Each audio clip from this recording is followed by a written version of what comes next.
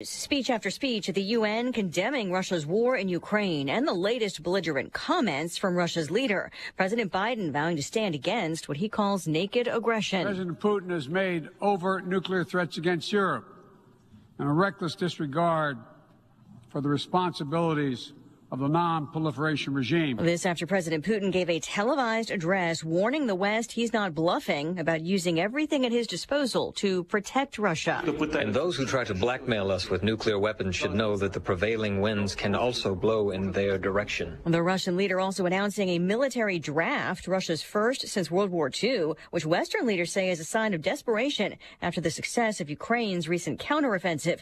There have been mass protests in Russia since the announcement, with hundreds of arrests reported. Meantime, 10 foreign nationals, including 2 U.S. military veterans captured while fighting with Ukrainian forces, have been released by Russian-backed separatists in a deal brokered by Saudi Arabia. The U.S. Senate just voting to ratify an amendment to an international climate agreement aimed at gradually reducing hydrofluorocarbons, a leading greenhouse gas.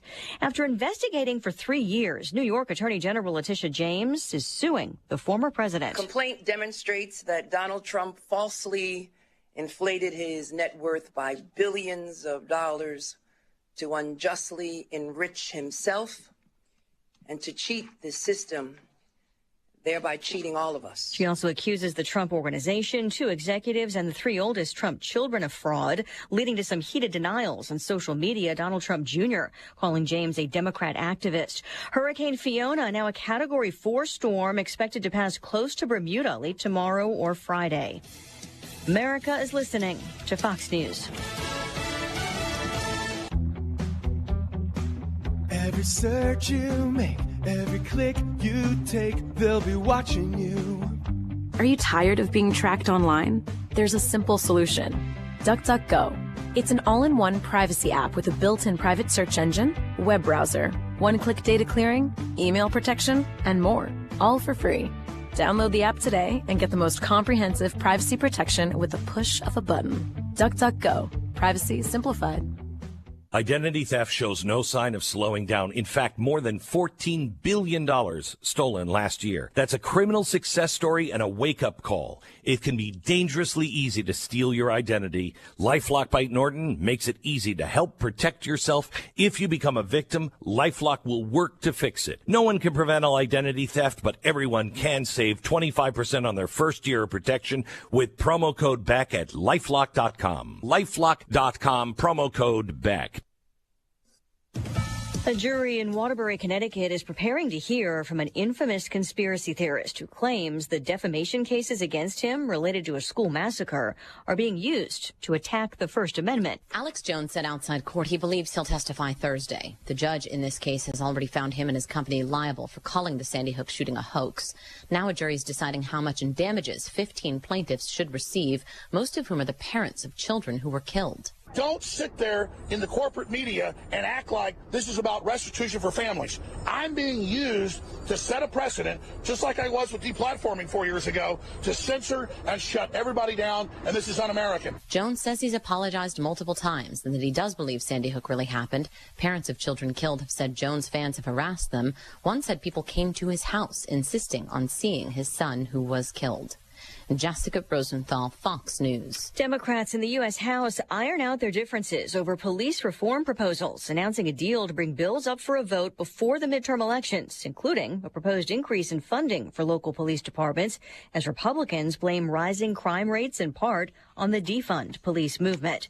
A Chicago suburb thinks twice about a planned statue of actor Harrison Ford, who went to high school in the city. The city council of Park Ridge said they were concerned over the cost of the statue and that the pitch had come from outside of the city. There was also concern over bullying that Ford endured during the time he spent going to school there. The pitch came from Omri Amrani, an Illinois artist who has been behind other celebrity statues like Michael Jordan at Chicago's United Center and Magic Johnson at the Staples Center in Los Angeles. Officials said they would rather the effort come from within their community. Fox's Michelle Polino. Stocks tumble after the Fed's latest rate hike. The Dow, the S&P, and the NASDAQ all dropping more than 1%. Lisa Brady, Fox News. Hello again, everyone. Let's check weather for you since we're all in Champaign-Urbana Saturday. Let's enjoy these waning hours of summer-like weather. There'll be a trend towards more October-like weather, commensurate with the start of autumn tomorrow evening. Those north winds will take hold later on tonight and tomorrow. Temperatures and October levels. A little uptick expected over the weekend and back into a cooler than average weather pattern early next week. And outside of maybe some organized rainfall around here for this afternoon and this evening, that'll do it for moisture across our part of the world. Partly sunny for the day tomorrow, very warm to hot and humid. Highs up close to 90, but then temperatures slide this afternoon. Maybe a stray shower this morning, a couple of showers and thunderstorms this afternoon. They'll move out this evening. North wind low down to 55. Much cooler tomorrow, partly cloudy, 67. We'll bottom out here in the 40s for tomorrow night. Increasing clouds for the day on Friday, the high near 65. Might be a little rain in here Friday night, early Saturday. Otherwise, we're dry for the weekend. Highs back into the 70s. For CVJ Broadcasting, I'm meteorologist Greg Solgay. Ignition sequence start. 5, 4, 3, 2, 1. Liftoff. Check. I literally just create madness. Well, they're up. I'm going to go off here. They don't have a great quarterback. I got to take a break. I'm getting in trouble. To win the Big Ten, you first got to win the West. Bad Bunny. Have you heard his name in a while? No. Has it bothered you? No. Defensively, they got to come in with some confidence. Is that even analytics? I'm in a parking garage, kind of lost. Terrence Shannon, Matthew Meyer, R.J. Melendez, Coleman Hawkins. These trophy presentations aren't over! I didn't come here to go 5-7. I'm so proud of Illinois football right now. I'm so tired of Joel Embiid. We're not taking Patrick Corbin. I want to bet the Bears. Oh. You are Reba McEntire's niece. Roshan Russell. Coach Bielma. You no longer salute to yourself. What? We got all kinds of things for you here. There's a lot of glass. Oh. Guys, we have breaking news. Uh-oh. It's The Drive. Smack Dogs! Thunderstruck! Yeah, Thunderstruck!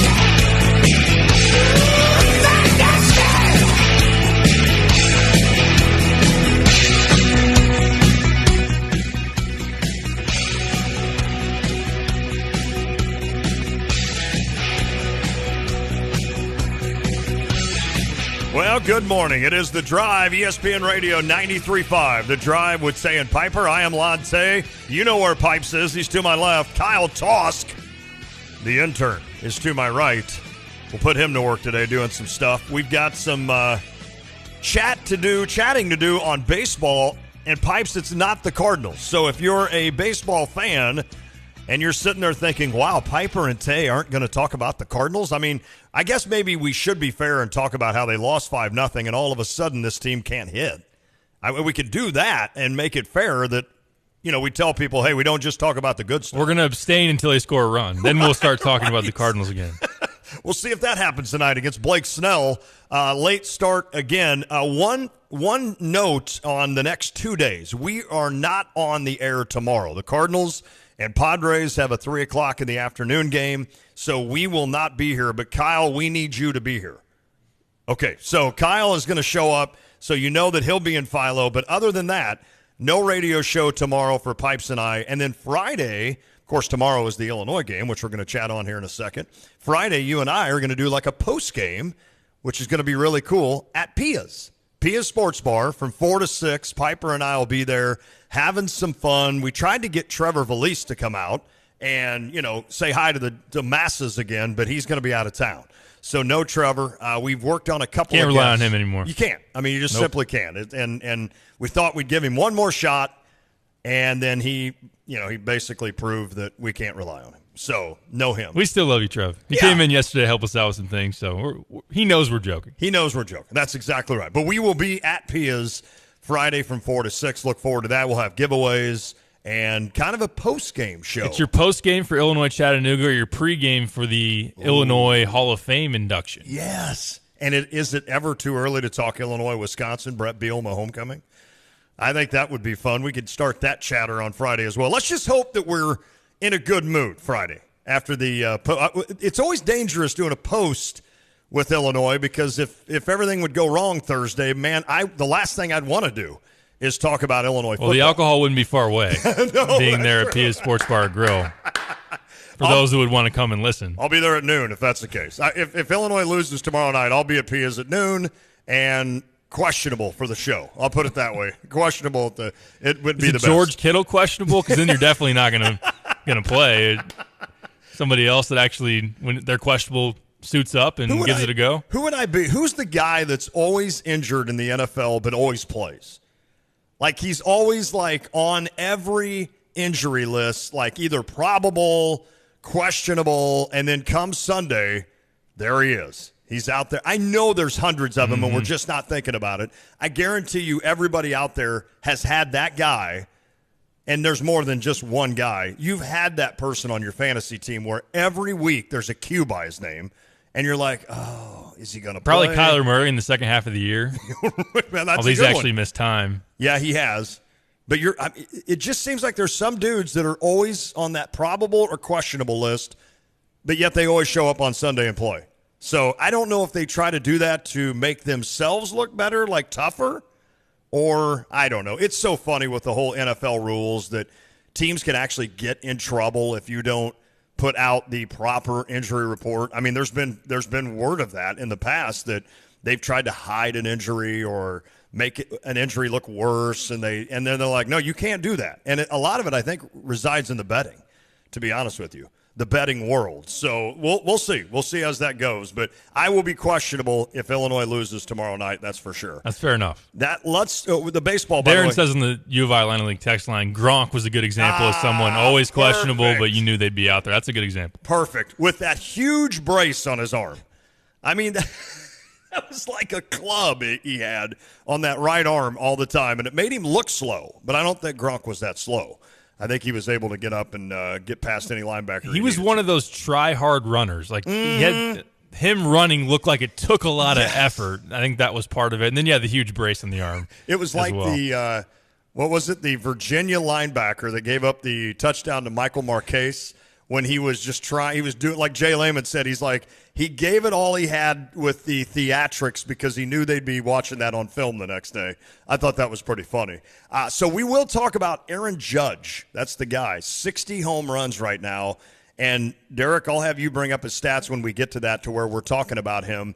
But it's not just the home runs. This guy, Aaron Judge, who is about to be 30 or is 30, who basically bet on himself and turned down, I think it was like a $230 million deal to basically play this season out and then figure out what he's worth. Well, guess what? He might win a Triple Crown. He's going to be the American League all-time leader in home runs. I don't know that he can get to Barry Bonds for the overall leader, but it's an amazing year he's having. That'd be a heck of a last week of the season. Oh, my if he gets goodness. To that kind of range. That'd be 13 home runs from now. So let's assume he's not going to do that, but certainly he's got Roger Maris in his eyes at 61, square ahead. So we'll talk about Aaron Judge as we go along today, and a little bit more about baseball. We'll also rip through the NFL, Week 3 coming up. So we'll look at that. We'll have Kyle maybe read the games that are happening, and then we'll adjust and visit about that. But you've dug in to some Chattanooga mocks,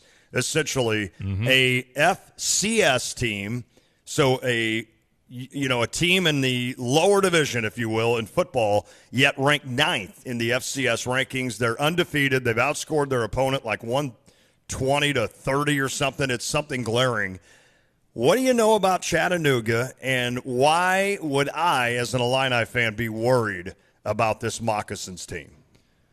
I think when you look at it, first and foremost, if you want me to just cut to the chase, what you should be worried about the most is this team went to Kentucky last year in Lexington. If you didn't know, that was a 10-win Kentucky team. Yes. And Chattanooga was up early in the fourth quarter. They lost by 5, and it was really a pick 6 by Chattanooga that turned that game to where then it was out of reach and they couldn't ultimately win that game. But Kentucky was a good team last year, a good rushing team as well. They were top 5 in the SEC in rushing yards per game, and Chattanooga held them about 100 yards under their average. So them being able to stop the run, which they've done so far really well. Again, you're facing Wofford and Eastern Illinois. They haven't been tested like they will against Chase Brown, who currently leads everyone in the FBS in rushing, but they're giving up about 2.4 yards per carry, which is very, very stingy. No rushing touchdowns allowed against them.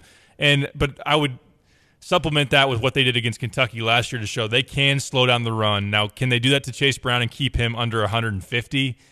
That could be a tall task. Even under 100 seems like a really tough deal. If they do that, it's going to be a cold sweat at Memorial Stadium tomorrow night. But that's one thing you look at. They've had improved quarterback play versus what they had last year. Their quarterback last year threw for 6 touchdowns in the season. Their new guy this year already has 5 through 3 games. So you combine that with some key returners. They have a good running back. They have some good players on defense. One that's on the defensive line that's a 2-time FCS All-American. They've got some things to like about them. Now, on the Illinois side, Illinois never lost to an FCS school for all of the disappointment that's been wrapped up in Illinois football and just some ugly non-conference losses that we remember here in the last decade you could go through. They have not stooped down to losing to an FCS school, but this is a top 10 FCS team. Again, they competed with the Power 5 squad on the road last year in Kentucky. So it's not one of those pushover games. It's not a gimme game. And that's one thing that gives you a little pause, but Illinois coming off a bye week, Illinois should be the stronger, more athletic team, and they should win, but it's not a foregone conclusion. I know they have that offensive lineman and a defensive lineman both. They're like 6'6" and big poundage, and they're both expected to be drafted. So obviously some talent there. We heard Brett Bielema talk about that yesterday. The thing that stood out to me and worries me a little bit, although Ryan Walters and this secondary has answered the bell on anything thrown at them, is when you look at a team like that is in that next division down, like in Illinois State and SIU, or in this case Chattanooga, a lot of times the running back and the wide receivers, the thing that separates them from what you see at a Power 5 school is height. And if you look at the 2 receivers for Chattanooga, they're both like 5'6" to 5'9". Like, they're both smallish. I don't know if they're 5'6". That seems a little short, but, 5'9"-ish. You got Muggsy Bogues out there, wide receiver. Muggsy on the left, Spud Webb on the right. They line up in shotgun. They still throw them jump balls, though, because those guys can get up. No doubt. Both those guys could dunk. So, 5'9" range, and they've got quickness. And so a lot of times that's the only thing that separates them. If they were 6 foot or 6'1" instead of 5'9", they may be at a Power 5 school. But the quickness that they'll be able to put Illinois in some disadvantages defensively, and I think that's where Ryan Walters is probably focusing a lot of his thoughts on. I mean, they've got a great running back who's a junior, but those receivers that are just quick, I won't even say they're shifty. They're just quick. They'll just get around you and get by you, and that's the thing that concerns me a little bit. If they're able to get some thoughts on an outside linebacker, let's say, or a safety coming up, and all of a sudden you've got one-on-one on an island with that, then they could probably have some pretty good, drives against Illinois if those guys can get going with their speed. Right, it's a situation where you can't miss tackles, where those guys are quick enough to get into space if they make one guy miss, and all of a sudden they're getting big chunks of yardage. Jeremy Warner did a great job with his preview on Atlanta Inquirer. I'll pull up, to your point, Sam Phillips, one of the receivers he highlights, 5'8", 180, and then the other one, Javen Watley, is 5'9", 164. So slight in stature, and that goes right along the lines of their running back, Aleem Ford, who's very good, and he's got good burst as well out of the backfield, and he's 5'9", 213, so he's got a little bit more size to him, as you expect with the running back. But he's had some good games and someone to even watch out in the passing game too. So that's something that you got to make tackles. You got to make sure that Chattanooga's not building some momentum offensively. And their quarterback is another one that you wonder about. I mean, we talked about this with Wyoming, also Brennan Armstrong of Virginia, mobile quarterbacks. Preston Hutchinson has shown that he can use a little bit of the read option and get out of the pocket. So that's something that Illinois is. It's not a new challenge for them, but something that they're going to have to also account for. I would agree. And, of course, that is something that when you look at Chattanooga, the thing that a lot of times evens this out is that just depth. And I know we always talk about how Illinois seems to be always a little bit behind the 8 ball when it comes to depth against their Big Ten foes and other Power 5. But against an FCS opponent, they should obviously have more depth. They've got more size. And I think that's where you look at where Illinois could really do the damage, and that's in the trenches, especially on that offensive line and defensive line. And you mentioned him, Chase Brown, who would become the only running back ever at Illinois to rush for 3 200-yard games. You remember about 8 years ago when teams, I think 6 teams had a guy run for 200 against Illinois. I remember that season like, oh, that's ugly. But Chase Brown has been unbelievable. He had a really good showing last year against Charlotte. and he's got a chance. I mean, this is one of those games where you look at it and say, hey, I mean, this kid has a chance to, I don't know if he can lead the country in rushing when it's said and done, but he's doing it right now. And when you look at it where, hey, look, this isn't Michigan, this isn't Ohio State, this isn't Iowa or Wisconsin, this is Chattanooga, and you've got a chance to rack up some pretty good yards and have a big day. I mean, we expect big things out of Chase Brown, and he normally delivers, and I wouldn't expect anything less tomorrow under the lights. No, I wouldn't either. And I think that the good thing is, I think in terms of not getting complacent and understanding there's a challenge, is showing that Chattanooga has done a good job of stopping the run, and take that as an opportunity to try to boost that yards per carry allowed through the roof against a guy that's leading the nation in rushing. But, I mean, Jay Lehman said it throughout this early start of the season. There's some really good backs in the Big Ten. Travion Henderson at Ohio State, preseason All-American. Blake Corum at Michigan. You can go around the league. I mean, Ibrahim, yep. Braylon Allen, also at Wisconsin. Chase Brown's in that category. He's in that conversation as well, and he's looked spectacular. Him being fresh off a bye week as well. Someone that's carried a big load for this offense early on. Him fresh against an FCS school, I mean, that's a major feast spot, and you would hope that that's the case for Illinois tomorrow night. On that note, Barry Lunny Jr., Illinois offensive coordinator, was able to meet with the media. I just have a couple of quick snippets here with Barry Lunny Jr. It's all in one package. But he essentially talks about what he's going to face with Chattanooga, what he likes about that defensive front, and also the offensive linemen and how they've adjusted for Illinois to date. They all understand that any given Saturday, it's fair game across the country. I think that's just becoming more and more common, just not just within divisions, but just the way college football is. You know, any given Saturday, you don't know what's going to happen. So you better bring your best each Saturday, and we certainly want to do that on this Thursday. What stands out to you about Chattanooga defensively? Well, yeah, I think just they're confident in their scheme, and they're very they play fast within their scheme. They just understand what they're doing, and they're confident. And usually when that happens, when you contribute good players and you add a recipe of good players there, you got a good defense, and that's what I see. They get some guys up front. I mean, usually FCS teams maybe can't match up, but what do you see up front? I see a really good front. I see twitchy ends and then powerful interior players. I see guys that, belong in college football, that's for sure, and probably at any level to a large degree. I mean, they got talent, and they play hard, so it'll be from that perspective, up front, that's a big emphasis for the matchup going into the game. It's like we got to be able to match and exceed the intensity that they play with. How have you seen your offensive line gel through 3 games, since that's a fully new group mostly? It is a new group, and they're coming along. They're coming along, and the continuity is important, communication is important. And so each week that we can play with the unit intact, we're just going to continue to get better and better. There you go. That's Barry Lunny Jr. talking about his squad. He started that out. I forgot about talking about, any given Saturday, you never know.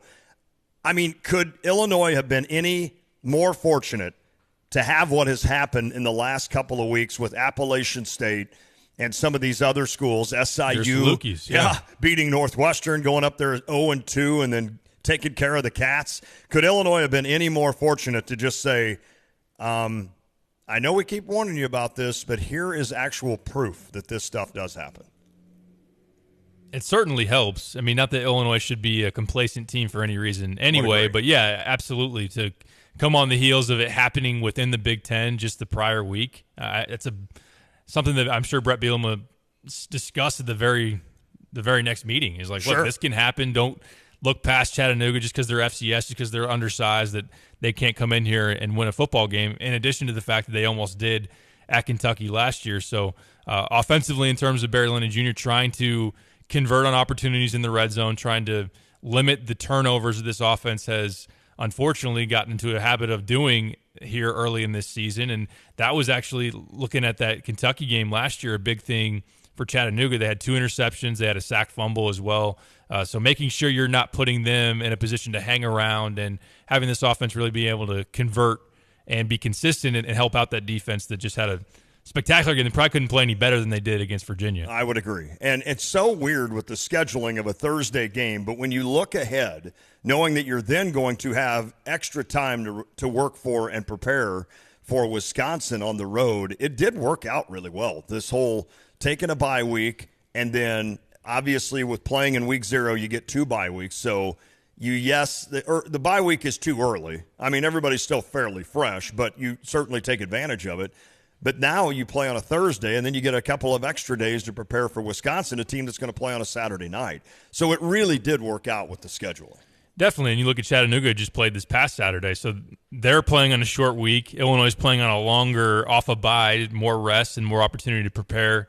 You just hope that it's not a sleepy spot where it's like, oh, we don't usually play on Thursdays. We're playing against an FCS team. We got Wisconsin next week that we're all really looking forward to, and you don't just kind of take it for granted that you're going to show up and win, or that, oh, we don't really play on Thursdays. This is kind of weird. Maybe I'm interested in what the crowd looks like. Not that each and every week it's not booming at Memorial Stadium. Got to get some more wins for that to be the case. But that's just what you want to be able to avoid. But in terms of preparation, in terms of rest, and then in what you have coming up against Wisconsin, you really couldn't ask for better if you take care of business against Chattanooga and then have all that extra time to prepare for Wisconsin as well. Did I read the stat? I think Jeremy had put it out there on Illini Inquirer about Illinois on Thursdays. The only time they've played on Thursday was the Thanksgiving game or Thanksgiving Day game in 2001 when they beat Northwestern to win the Big Ten championship. That was a cool day. I was there for that. Almost crushed in the celebration after. I can't remember if we've played, though. Maybe it's that Illinois has never won a Thursday night game. Is that what it is? This will be the first Thursday night game in Memorial Stadium history. Okay. The only other time they've played on a Thursday in Champaign was Thanksgiving Day 2001. They also played a Thursday game October 3rd, 2002 at Minnesota. I was at Cam's. Were you really? Is that funny? The two Thursday games Illinois has played, I was one in 2001 there working for WAND covering that team that won a Big Ten championship.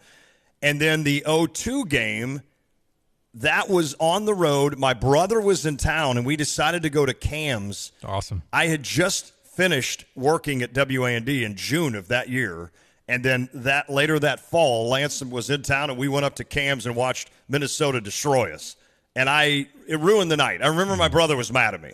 And he's like, you take this crap way too serious. I'm like, well, I mean, you're probably right. And I ruined the night. I was just in a bad mood, and I just didn't learn from that for like the next 20 years. Now, if you get me to Cam's and Illinois starts losing, I'm like, I'm just going to go sit in the corner and have a few beers. I'm not going to worry about it. But back then, I'll never forget that. 2002, where were you? I was 11 years old. Not at Cam's? I don't think so. No, I hadn't been in there until I got to U of I. All right, we've had a couple of people ask about television for this game. It will be televised, I believe, on the Big Ten Network. Is that right? At 7:30. Yep. So the Big Ten Network has the television for this tomorrow night with Illinois and Chattanooga. Again, a 7:30 kickoff, and we're trying to figure out, the whole tailgate situation and everything, and what time we're going to get there. We talked about 7 a.m., and I told the guys, I'm like, we don't have to be Superman every time, right? I mean, we can – I have to work, right? Most of us do. So I think we're going to get out there in the afternoon and have some fun. But yeah, what the heck? Thursday night game, you get another weekend off. So you get Friday to go see high school games. You probably need to get to a Centennial game soon. And then we'll have Saturday and Sunday free again to watch and to think about the NFL. Let's talk about that next, Derek Piper. When we come back, you want to roll through that next, or you want to wait until the 5 o'clock hour and we can talk Aaron Judge next? You want to do that? Yeah, let's talk some baseball next. Okay, we'll do some baseball next. We're producing on the fly. I love it. Next hour, we'll look at the NFL and look ahead at the Bears and what all they play this weekend and how that looks on the schedule. If you want to weigh in, 359-2255. That's 217-359-2255. Ryan weighed in on that U of I Lightning Link text line and said, can we get Underwood to give a speech about not overlooking Chattanooga? Certainly they gave Illinois everything they could, and if that last shot would have gone in by Malachi Smith. Now a Gonzaga Bulldog. Gonzaga, that's right. He went out. Isn't that weird? Gonzaga always has like they had the kid from SIU last year, and they always get some Midwestern guard that transfers in for their fifth year. Interesting. Well, it's a good program. 359-2255. That's also how you can reach us on the Dick Van Dyke Appliance World phone line. You can follow us on Twitter at The Drive 93.5. I'm at Lante, ESPN. See you. I'm at D Piper 247. Our podcasts are on all platforms: iTunes, Apple Podcasts, and Spotify. You can also go to tayandpiper.podbean.com. Stream us live at stevej.com, stevejay.com. You can watch us live on YouTube, Twitch, Facebook, and Twitter. Just search Tay and Piper or The Drive 93.5. Now, Derek, would it shock you that when you mentioned this Chattanooga team almost beat Kentucky last year, would it shock you that that game was part of a parlay that I had put together? And I recall early in that game, early in the day that day, I think it was an early, like 11 a.m. kick, and I was sitting there going, you've got to be kidding me. My parlay is going to get exploded up by Chattanooga? But they did put a scare in Kentucky. They did, and I can believe it.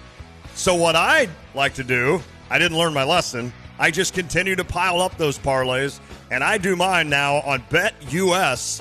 You should do it as well. Go to betus.com and sign up using promo code 935. If you do that, you get some extra money. Throw 100 in, you get like 100 of free money to bet. It's crazy not to do it. BetUS.com. You can also call them 1-800-79-BET-US. They have everything. You can go on and play slots. You can do horse racing, live dealers for blackjack and such. A lot of different stuff. And then, of course, all of the sports things that we're used to. Bet the NFL, college football, MLB, and who's Tom Brady's next girlfriend's going to be in case him and Giselle don't work out. Which older woman Zach Wilson's going to target next. It's all there. It's all available. They think of everything. That's BetUS, betus.com. And to hear more, well, it's my voice telling you more. It is The Drive.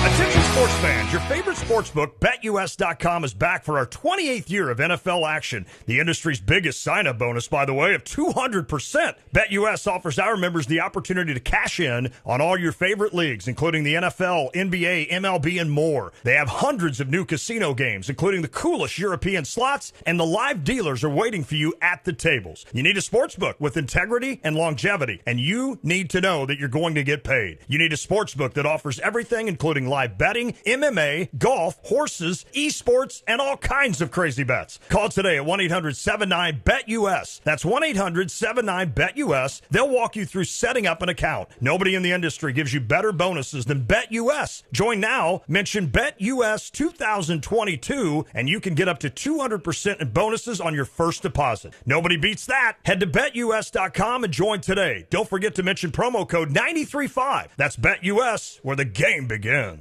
If your car breaks down or needs to be repaired, trust the experts at Beaumont Alignment Plus to step up.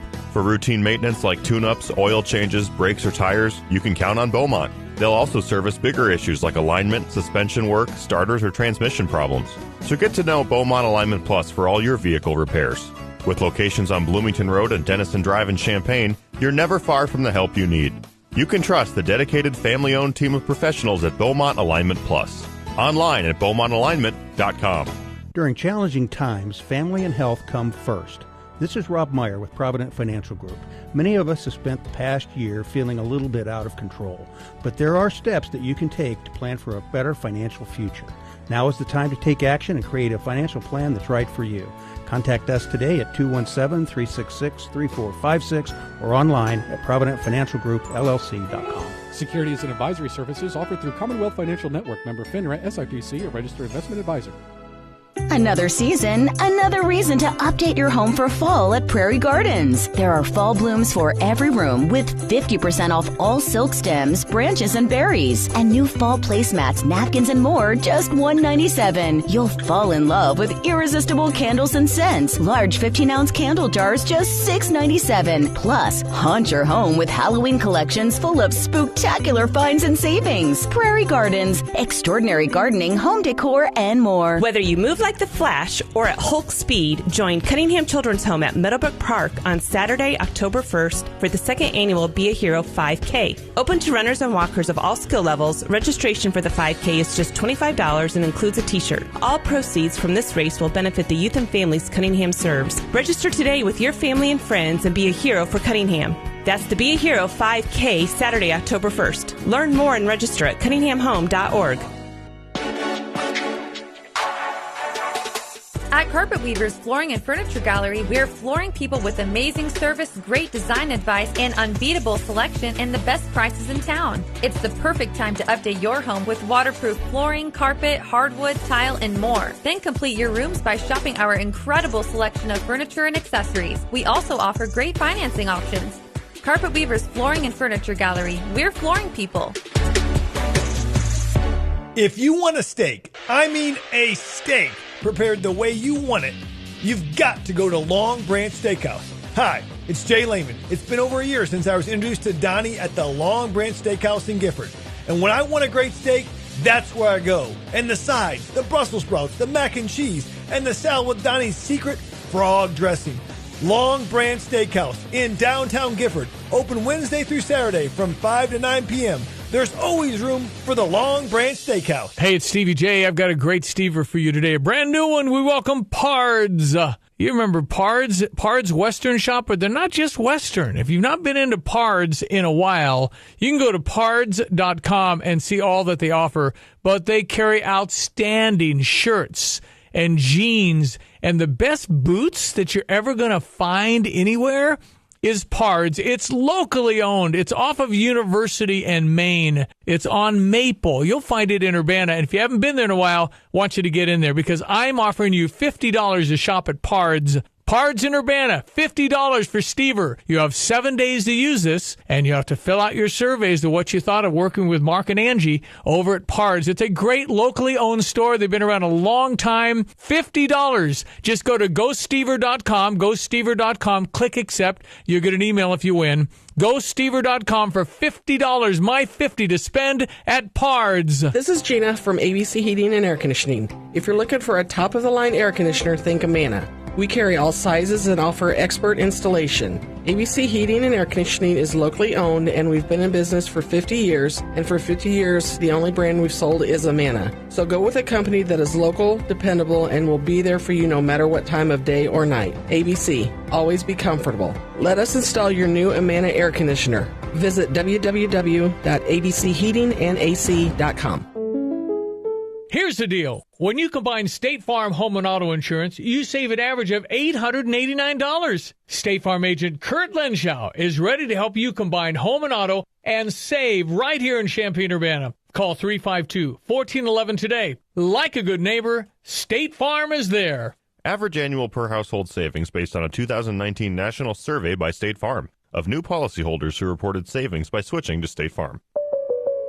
Illini fans, enjoy rooting on the team with great drink specials and prizes from Pia's Sports Bar and Grill. Coors Light buckets, $15 and pitchers for $8. $4 Captain Morgan drinks, get $3 Coors Lights, Twisted Tea, and Dos Equis. The loaded hot dog at Pia's is only $3. Take note, Stevie J Broadcasting has a live broadcast from 4 to 6 p.m. with great giveaways and tickets to Illini games. Join them September 23rd. Wear your orange and blue and go Illini. Pia's, 1609 West Springfield Avenue in Champaign. Derek Piper, we're going to be at Pia's tomorrow night. We mentioned that. Not tomorrow night, my fault. Friday night, 4 to 6. You heard it there. Drink specials, food specials, giveaways, and we'll be there. There's really nothing better than meeting Derek Piper and Cade Piper. Is he going to make another appearance? He's questionable. Okay, he's questionable. All right, he's like me. Cade and I are TBD, questionable. We'll see. Okay, he showed up last time. It was awesome, and he was tired, but yet when he was tired, he was just so subdued. He just sat there and was really good. Content. And then he made it throughout the entire night. The kid is look, he's already proving that he can handle the bar scene. That's what I'm saying on that. That's awesome. So join us at Pia's 4 to 6 this Friday. I cannot wait. It's always fun to get out there, visit with people, and do our show. The other thing that makes that happen is Game Day Spirit. They have been a wonderful partner of Stevie J Broadcasting for, well, since I got here 12 years ago. The entire time they have been a partner, and we can't thank Game Day Spirit enough. You know the locations. There's one on Neal Street. There's one on Green Street. You can go to GameDaySpirit.com, and they even have you set up tomorrow night. They'll be in Grange Grove, ready to roll in case you need anything. It's going to be a little cooler tomorrow. So Game Day Spirit has you set up if you need gloves. I don't think it's that cold. But down the road, it will. A hoodie be nice. The hoodie be perfect. They've got it all. Beanies, is that what they call them now? We used to call them stocking caps. Beanies now. They've got it all. Game Day Spirit. To hear more about it, just, well, listen up. Illinois football is back. Shop at Game Day Spirit this fall and gear up to support your Fighting Illini football team. With great football designs and brand new apparel from top brands, they're the one-stop shop to get everything you need this football season. Shop with them at the corner of Neal and Kirby in Champaign, 6th and Green in Campustown, and online 24/7 at GameDaySpirit.com. Game Day Spirit, where Illini fans shop. Hey Illini fans, it's your girl Chineo Gumake. Catch Lante and Derek Piper weekdays from 4 to 6 right here on ESPN Radio 93.5. Oh my! TP011 in case you're ever running the board pipes, why do I just continue to run the board? I'm like hogging the board. You want to do it next hour? I can. You do it next hour. I think you want to look up stats during the NFL whip around, don't you? I totally do. See, you know the stats. I don't. I need all the help I can get. Although, is that computer working that well? I come off acting like I know the stats, but I'm constantly researching during the show. You young kids, man, you can find information out like that. I'm just like, wow, how do you do that so quick? All right, it is The Drive with Tay and Piper, Lante, Derek Piper, Kyle Tosk. Our intern is here. He will be, you'll hear from him next hour. He's going to give us the games in the NFL, and then Pipes and I will react. Number 60 last night for Aaron Judge. It sounded like this. 3 infielders on the left side for Judge, and here's the 3-1. Drilled deep to left field. There it goes. Number 60. Slide over, babe. You've got some company. Aaron James Judge has tied George Herman Babe Ruth with 60 home runs. Pretty stinking impressive. And now you know his full name. In case you didn't know that. Is there a better sound in sports than the crack of the bat? I was just going to say that. Can we hear that again, just the crack? 3 infielders on the left side for Judge, and here's the 3-1. Drilled deep to left field. That is awesome! There it goes. I mean, the only thing really that compares to that, I mean, let's be honest, it is this. Oh. 3 infielders on the left side for Judge, and here's the 3-1. Drilled deep to left field. They just go hand in hand. Number 60. Hell, why not? Let's have one early this week. You've got some company. It's Wednesday. We don't have a show tomorrow. Illinois plays the game tomorrow. Wow, that's a lot of audio going on at one time. You're right, DJ though. Lon. They're like, what do you like to mash up? Sound of the crack of the bat and the crack of the beer. It's the best. That's it. Oh, yeah, that is pretty good. Yeah, I mean, that's about as good as you get right there. You remember the Friday night dance party up in Chicago? What was that, B96? Did you ever hear that? I don't think so. I know I've talked about this on the air, and I'm sure some of our listeners remember that, but I can remember driving up to visit my brother in Chicago on Friday nights. I'd leave the radio station, and on the way up, I'd get like right on the other side of Kankakee, essentially, and I'd get B96, the Friday night dance party. And they would just mix. Oh, it was awesome. It was cool stuff. All right, Aaron Judge, I'm guessing you have his stats up. The guy's got 60 home runs. First of all, should anybody at 6'7" be able to do what he's doing, and where does it end? Are we when you're my age, or let's put it this way, when Kyle, how old are you, Kyle? You don't have to say it in the mic. Just tell me. 18. When he gets to be my age of 51, are like athletes going to be like 7'4", third baseman, and it won't even we won't even think twice. Like, yeah, well, he's pretty tall, but he's 7'4". I mean, it's just incredible that Aaron Judge is 6'7" and doing what he's doing. It's a big strike zone. Yeah. 6'7", 282. But to your point, even more impressive than that, 60 home runs, 128 RBIs, a 316 average, slugging percentage over 700. He leads the league, at least the AL, in all of those statistics. Obviously leads baseball in home runs. I think RBIs as well. The only thing I'd check is if he has the highest average in all of baseball. Okay. He might, actually, as well. What he's doing is unbelievable. He's been especially good in the second half. You look at his post All-Star break splits. Like in the first half, he hit 33 home runs, hit 284. Wow. And that was in 89 games. So in 54 games since the All-Star break, 27 home runs, 372 average, a slugging percentage that is 853. Wow. It's unbelievable. By the way, I looked it up. Freddie Freeman hitting 330, Paul Goldschmidt 322, Aaron Judge 316. So there you go on the batting averages in baseball. So Aaron Judge has the best average in the American League. And like you said, he's leading in all three of those categories. So we're talking about a triple crown possibility here on top of setting the American League home run record, which right now stands at 61 with Roger Maris, of course, also of the Yankees, and doing this in New York. And I was hearing him talk this morning about what Aaron Judge has been like as a Yankee, and they said he's just one of those guys that's very accessible to the media, a la Derek Jeter. And they said the other thing that's great about him, not that it's great for us in the media, but he doesn't do anything to get complicated or to get controversial. He's just there for you if you're a media member, and he just kind of tells you enough. He never gets probably to the point where you're like, oh, give us a little bit more. But it's just he's a well-liked dude in baseball, and it's amazing. I mean, if you're sculpting somebody out as an athlete, Aaron Judge would be a decent athlete to sculpt after because the guy just hits bombs, and even that ball last night reached deep in that stadium. So, I mean, he's going to break that American League record set by a former Yankee. It's pretty amazing to see it happening. It definitely is, and it got to a point post-steroid era where you wondered if anybody would get back into that range of hitting 60-plus. Good call. So to have that happen is really cool for baseball. I was looking, actually, I'd forgotten the closest anyone in getting it, and he was one away, was Giancarlo Stanton, hit 59 back in 2017. But really after that, other than that, you haven't had anybody really be flirting with hitting 60. So for him to have already hit that, to have a chance to break Maris and get into the maybe 65, we'll see. He's still got 13 games left in this season, and you could go on the whole it's good for baseball. That's kind of the cliche, but it's just baseball doesn't usually have a whole lot of national storylines during the season.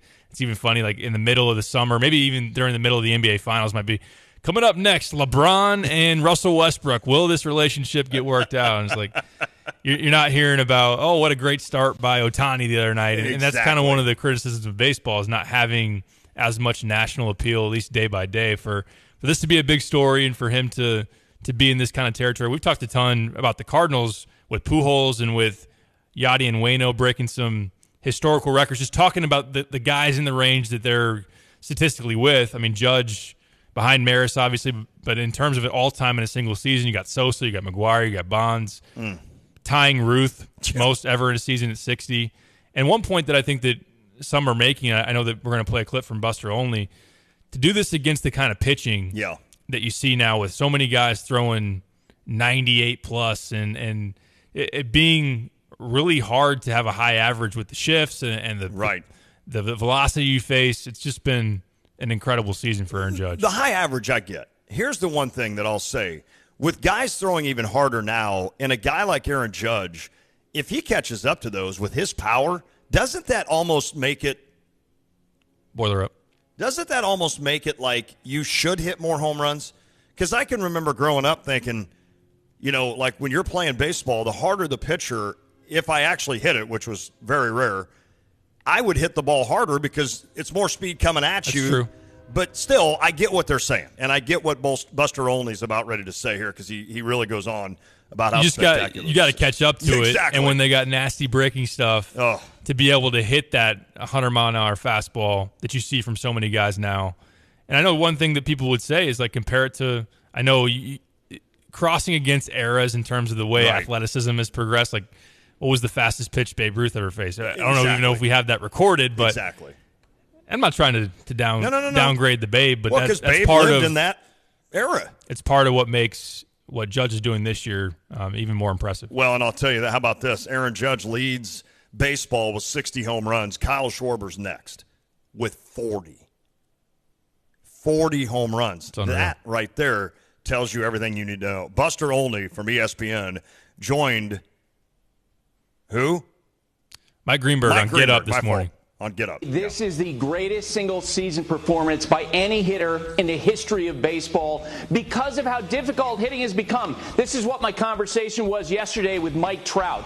Even since the beginning of his career in 2011, he mentioned the advent of analytics, how teams search for weaknesses in hitters, all the relievers, and everybody throwing harder than ever. And yet in the second half of the season, Aaron Judge hitting .372, a .506 on-base percentage, .853 slugging percentage in 54 games in the second half, Greeny, 27 home runs. So not only does he have a chance now to break Roger Maris's single-season record for home runs in the American League, but right now, he's on pace to win a triple crown. It's absolutely incredible. We've never seen anything like it. Well, and of course, we saw Miggy Cabrera not many years ago get a triple crown. And of course, in the National League, the last guy to do it is Joe Ducky Medwick with the St. Louis Cardinals back in '47. That's how long ago that's been. But certainly, there are some things that I could maybe argue against Buster. You know, when he says pitchers know, knowing how to get guys out. Well, hell, I mean, they've always tried to figure that out right through the years. And I'll just have to trust him when it comes to that analytical and slugging percentage and all of that. But I see his point in the idea that back in the day when Greg Maddux was looking at Andre Dawson trying to figure him out, he was just saying, okay, the last 5 times I've faced him, he's never hit this breaking ball in the outside corner. Well, now there's actually things that probably pop up on the screen like you have on our regular baseball games on that when we grew up with Nintendo and PlayStation. Not Nintendo, you didn't, but I did. But where it would actually say like red spot hot here. Zones, yeah, right. I mean, up and in cold zone and get a fastball by him. And it's like, okay, when it's 60 degrees or warmer on a Thursday night in August, then you need to throw Aaron Judge high fastballs because he's only hitting 211 in those particular moments. I mean, that's kind of where we've gotten to. So I get where Buster's going. And certainly I'm not going to rain on the parade of Aaron Judge and what he's doing. It's unbelievable. One of the things that you'll appreciate is that in an era where it's boom or bust with the home run, a lot of strikeouts, that you still have the average. He's not just hitting 60 home runs. He's hitting 316, which leads the AL. He's doing everything other than just hitting it over the fence. So to not sacrifice and say, I'm getting paid big bucks and going to get paid even bigger once he hits free agency, to be able to hit a home run number that we haven't seen in a long time. He also is a guy that has the average that leads the league and just is an all-around player. That's a great call. It's the baseball stats, right, that my era appreciates.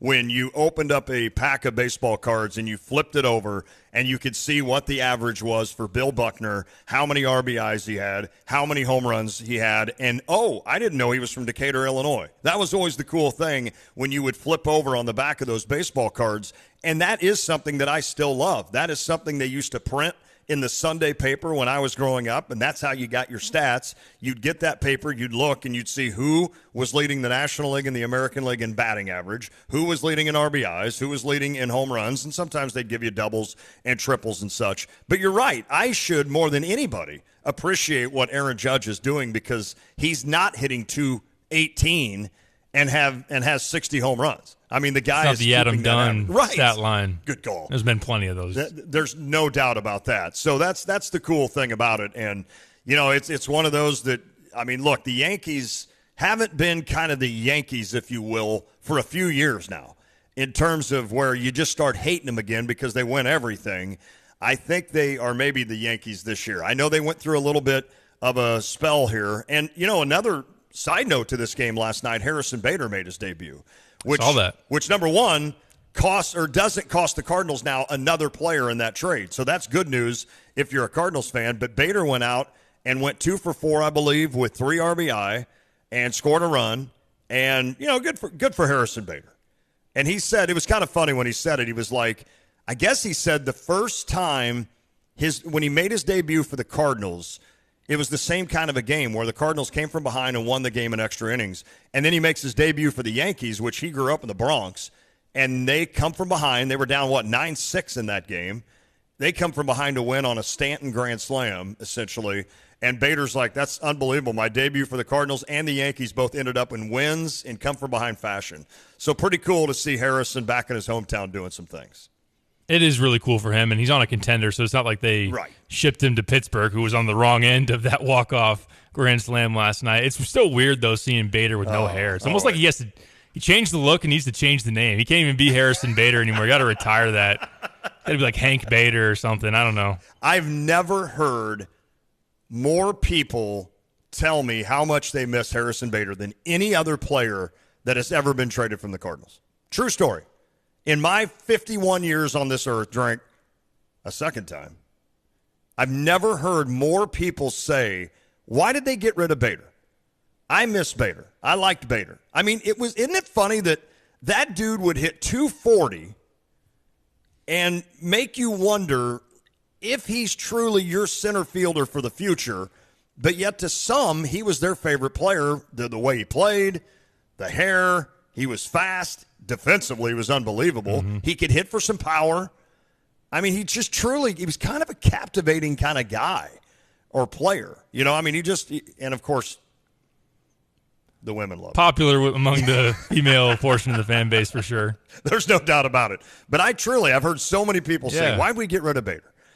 Well, first of all, he wasn't even playing. I mean, he has to, keep in mind when they made the trade, he wasn't playing, and he finally made his debut last night. So you would have not seen Harrison Bader anyway in a Cardinals uniform all this time. But certainly, I mean, look, he's a guy you miss. And now that Dylan Carlson's not exactly taking the job and running with it in center, then it makes you wonder. But you got a pretty good pitcher back who's under control for another season. Yeah, and you needed that depth in the rotation. Big time. So I think hopefully, with a good trade, it works out for everybody, is what they say. So what you're saying is a meetup in the World Series? Oh, when's the last time that happened? Was it 60? It was in the 60s. Cardinals won it. Was it 67? Or 64. 64. Did the Cardinals beat the Tigers in 67? Have to look that up. Oh, okay. I'm sorry. So 64 is when the Cardinals. Because they won it, 63, 4, and 7? It's always those even numbered years or decades. 82, 2006. Or 2004, I'm sorry. So let's see. 67, they lost, or they beat the Red Sox, I should say. Red Sox, okay. Nice. They lost to the Tigers in 68. Ah, that's what it was. So, man, they were in 4 World Series then, right? In the 60s? That's pretty amazing. I don't know. I used to have all those stats down, and now I've just kind of forgotten them all. That's terrible. All right, it's time to run around the NFL. You want to do that? Let's do that next hour. Good. Kyle is ready to go. He's got his list compiled. He's ready to give us those exciting showdowns between the Atlanta Falcons and I think he's going to be more excited this week. Carolina Panthers. His Dolphins hosting the Bills. Right. I think he's going to be ready. Let's do it next. It is The Drive.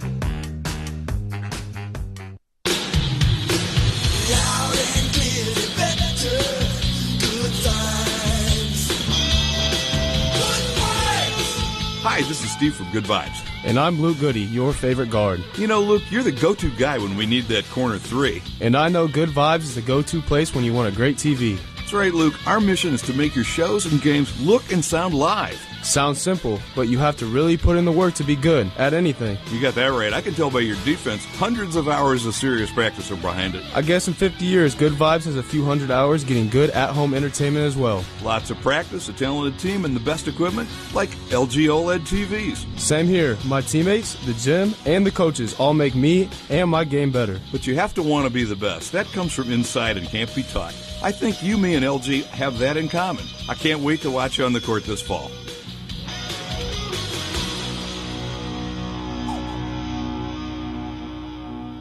Congratulations to Sarah Champagne. Sarah Honda has won the President's Award. This is an award recognizing the best Honda dealerships in America. Sarah Honda has achieved excellence in sales, service, and customer satisfaction. When you go into Sarah Champagne, you'll see what winning the Honda President's Award means with their outstanding focus on you. Visit Sarah Champagne and experience excellence with not only Honda, but GMC, Buick, BMW, and Subaru. Sarah Champagne, off Neal at Burwash in Savoy. Having trouble with your vehicle? Stop by Clay Dooley Tire and Auto, 1 block from downtown Champaign. Parm and his team bring over 30 years of experience and dedication to the industry, so you know you're in good hands. Whether you need an oil change, brakes, or tires taken care of, Clay Dooley has you covered.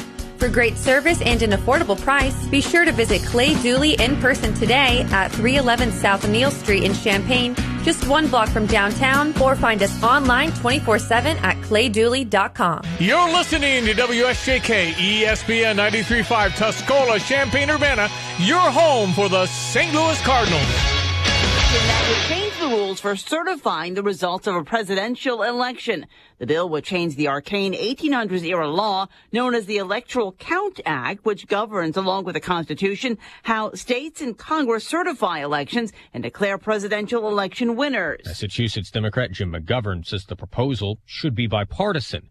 Most House Republicans are raising concerns, like Pennsylvania's Guy Reschenthaler. It does everything to take away constitutional and state sovereignty over elections. A bipartisan group in the Senate is working on a separate Electoral Count Act measure. Fox's Jared Halpern on Capitol Hill. New York Attorney General Letitia James has filed a civil lawsuit against former President Trump and his company, claiming he overvalued his assets. Mr. Trump and the Trump Organization repeatedly and persistently manipulated the value of assets to induce banks to lend money to the Trump Organization on more favorable terms than would otherwise have been available to the company. And James says that allowed Trump to pay lower taxes. Trump's 3 oldest children were listed as co-defendants.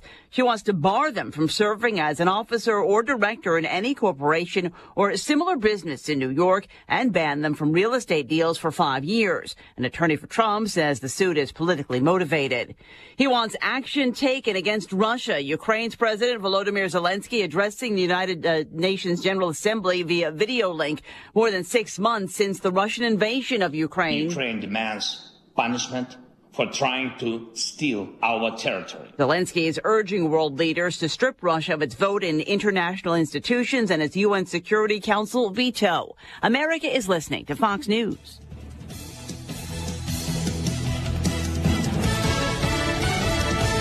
Every search you make, every click you take, they'll be watching you. Tired of companies like Google and Facebook watching everything you do online? There's actually a simple solution. DuckDuckGo. It's an all-in-one privacy app with a built-in private search engine, web browser, one-click data clearing, email protection, and more. All for free. Download the app today and get the most comprehensive privacy protection with a push of a button. DuckDuckGo. Privacy simplified. Identity theft shows no sign of slowing down. In fact, more than $14 billion stolen last year. That's a criminal success story and a wake-up call. It can be dangerously easy to steal your identity. LifeLock by Norton makes it easy to help protect yourself. If you become a victim, LifeLock will work to fix it. No one can prevent all identity theft, but everyone can save 25% on their first year of protection with promo code BACK at LifeLock.com. LifeLock.com, promo code BACK. One of the former police officers involved in the death of George Floyd has been sentenced to 3 years in prison on state charges. Former Minneapolis police officer Thomas Lane was sentenced to 3 years for aiding and abetting second-degree manslaughter. He's already in a federal prison for 2.5 years after being convicted of violating George Floyd's civil rights. He's being allowed to serve the terms at the same time. Lane admitted to holding George Floyd's legs down while then Officer Derek Chauvin pinned him down with his knee on his neck. Chauvin was sentenced to 22.5 years in prison after being convicted of murder and manslaughter. He pleaded guilty to federal charges of violating Floyd's civil rights as well. Jessica Rosenthal, Fox News. Robert Sarver says he started the process of selling the Phoenix Suns and Phoenix Mercury after he was suspended over accusations of workplace misconduct, including racist comments. Funding to aid Puerto Rico could be part of a funding package working through Congress. As Puerto Rico continues to recover from Hurricane Fiona, House Majority Leader Steny Hoyer says he's talked to the governor and the federal government is responding. He says getting help to Puerto Rico is a high priority, and when asked about funding for aid in the continuing resolution to keep the government open, he says it's something Congress is looking into. FEMA has a pretty big billions of dollars fund that they may be able to use in the short term, and we'll see if they need more. When asked about Medicaid disaster relief funding similar to aid after Hurricane Maria, he says that's also being talked about. In Washington, Ryan Schmelz, Fox News. NASA engineers have tested the plumbing of its new moon rocket, but it sprung another leak. The demonstration had barely begun when the hydrogen leak began from the same place, despite new seals and repairs. Engineers stopped the flow, warmed the lines, and tried the test again, but the leak persisted. I'm Lisa Lacera. This is Fox News.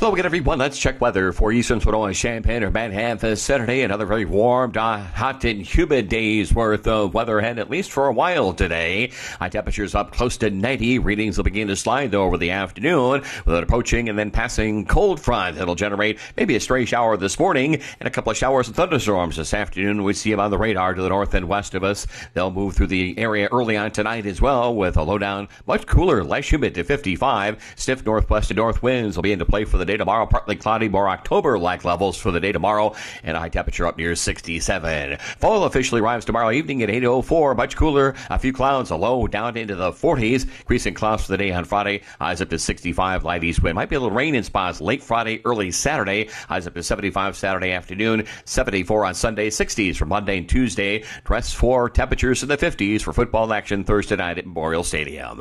For CVJ Broadcasting, I'm meteorologist Greg Solgay. Ignition sequence start. 5, 4, 3, 2, 1. Liftoff. Check. I literally just create madness. Well, they're up. I'm going to go off here. They don't have a great quarterback. I got to take a break. I'm getting in trouble. To win the Big Ten, you first got to win the West. Bad Bunny. Have you heard his name in a while? No. Has it bothered you? No. Defensively, they got to come in with some confidence. Is that even analytics? I'm in a parking garage, kind of lost. Terrence Shannon, Matthew Meyer, R.J. Melendez, Coleman Hawkins. These trophy presentations aren't over. I didn't come here to go 5-7. I'm so proud of Illinois football right now. I'm so tired of Joel Embiid. We're not taking Patrick Corbin. I want to bet the Bears. Oh. You are Reba McEntire's niece. Roshan Russell. Coach Bielma. You no longer get a salute to yourself. What? We got all kinds of things for you here. There's a lot of glass. Oh. Guys, we have breaking news. Uh-oh. It's The Drive. Smack Dogs.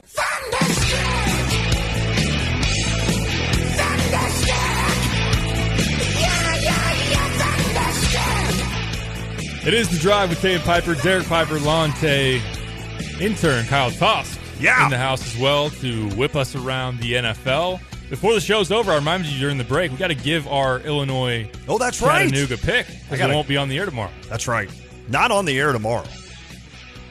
Cardinals, right? 3 o'clock, Padres, and then Friday we're at Pia's 4-6.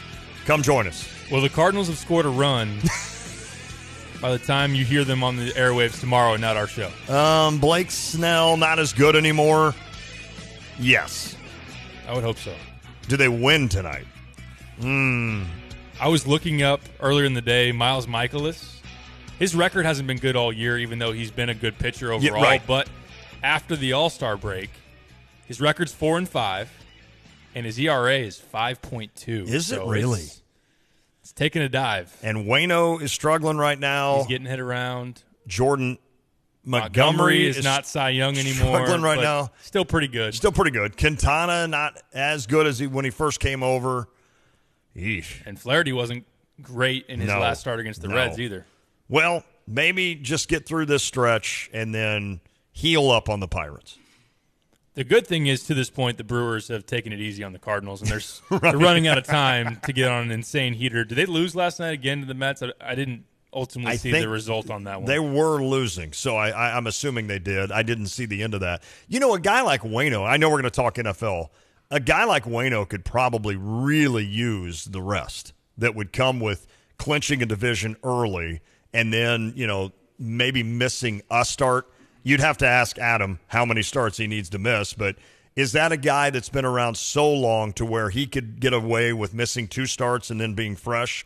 By the way, the Brewers-Mets game over your right shoulder right now. Did they play today or is this last night? Played today, so the Brewers lost last night, won today. Okay. So Cardinals have an 8-game lead with 13 to go. It seems like it's been 8 for like 3 weeks. It never gets off that number. Like it might go to 8.5 one day and then right back to 8, or it might be 7 one day and right back to 8. It's just nonstop how it stays at that 8, and I'm fine with that, by the way. But you think about an Adam Wainwright, back to my point, getting him at least one extra, just miss a start. And I think that would be great for him. I don't know if that would work with Miles or not. I would assume it would. I don't know why it would hurt any starter to miss one start and just kind of otherwise every other off day just kind of stay on your regular routine. But maybe some starters, like maybe a Jordan Montgomery, would say, I'd rather go out and throw. I don't want to miss a start. So we'll see how the Cardinals do it. But hopefully they can kind of clinch it down the stretch, give maybe Pujols a rest if he's already gotten to 700. I did one other thing. Are you nervous about that? Starting to get a little nervous. A little bit. 2 home runs in 13 games. Yeah. I mean, now at I'm the going to be pace there. he's been doing. I know. And you get the Pirates in the back end, which You is a do. good team to Right. hit some home runs, as Aaron Judge and Giancarlo Stanton did last night. I will be there for that last home game, so maybe I'd like for him to at least be $6.99 going into that. And we're sitting in the McDonald's, the Big Mac land. Mm-hmm. It's a lot. It's where he hits a lot of them. So they said if you get that final. Oh, I said 2 weeks ago I'm handing it back to him, and then somebody said, well, it could be worth $1 million. Then I was like, well, then I'm not handing it back to him. Let's be honest. 651 just said, I knew you guys wouldn't be able to talk Cardinals until they scored a run. That's my fault. This is totally my fault. Yeah. I did see today that kind of cool, since we air the Cardinals, Ricky Horton, as well he should, I think, said to John Rooney, you can call 700 when it happens, if it happens. So that'll be kind of cool. Yep. All right, enough Cardinals. We need to whip around the NFL, get you set for week 3, and we do that with this.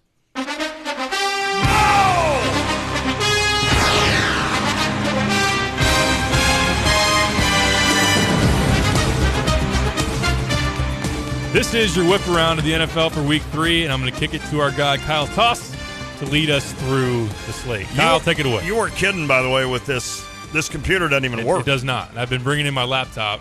Can I hit the power button? I would hope I'm not that dumb that it's just a power button issue. Is it plugged in?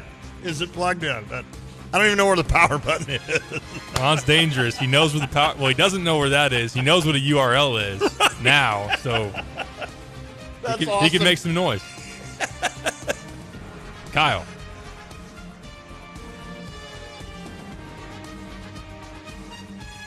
It's actually the third one. I know. There you go. And you wasn't hearing anything. No. Guess my mic wasn't on. All right, let's start over. Kyle, I could hear you, and it sounded horrible out of the gates, so you got to do better. No, I'm kidding. I can't hear you all the way over here. I think you're good now. Thursday Night Football, AFC North matchup, Steelers-Browns. This one will be going on top of Illinois-Chattanooga. Oh, yeah? Well, I wouldn't be able to watch it anyway. So I'm not getting Peacock or Amazon Prime or whatever. So, and I don't like the Steelers, as every Steeler fan out there understands. I got a lot of friends that are Steelers fan. I hear all about it. They're like, man, why do you got to dog the Steelers? I'm like, because I'm jealous of you and I hate you.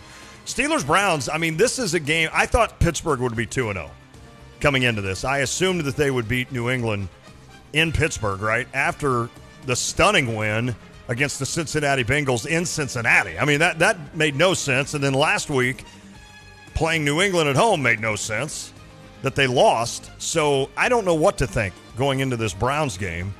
Of course, I think if Deshaun Watson were starting for the Browns, I would easily be able to tell you who's going to win this one. But I don't, and I'll say this. The Steelers just pick on teams in their division. That's what they've done for years. And I assume they'll do this again tomorrow or this weekend. No, it's tomorrow. I'm sorry. And I assume they'll beat the Browns.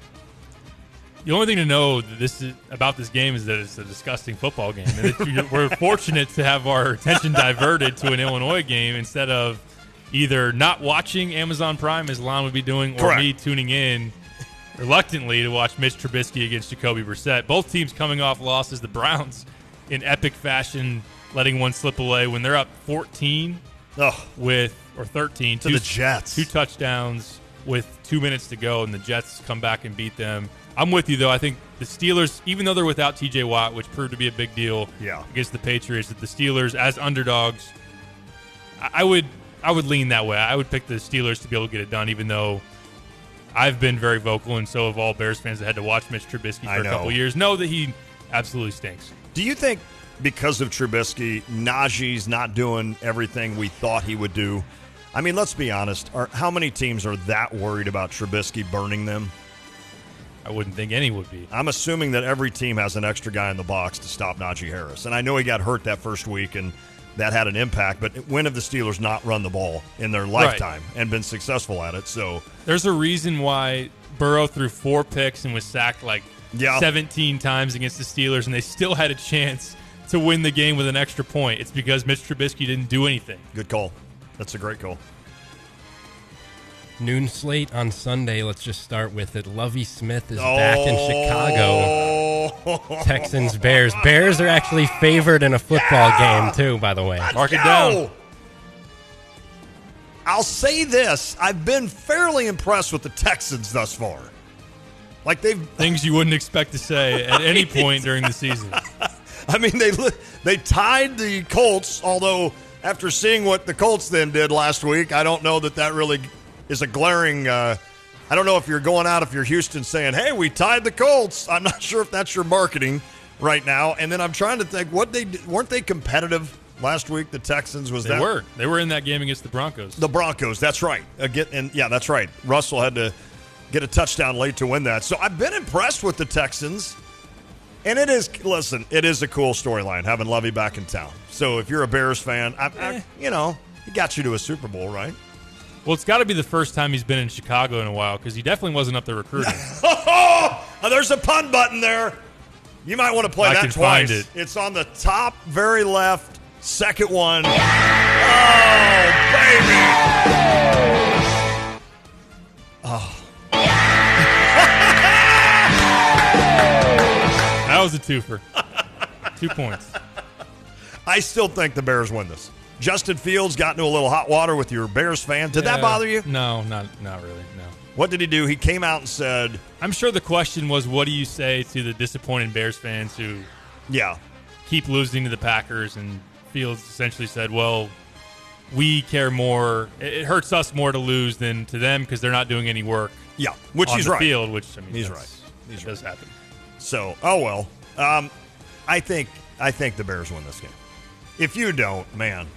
I don't fully trust that they'll win the game because they've already stolen one at home that they weren't supposed to win, and that being the Niners. And this team isn't good enough. They're going to lose the game they definitely shouldn't.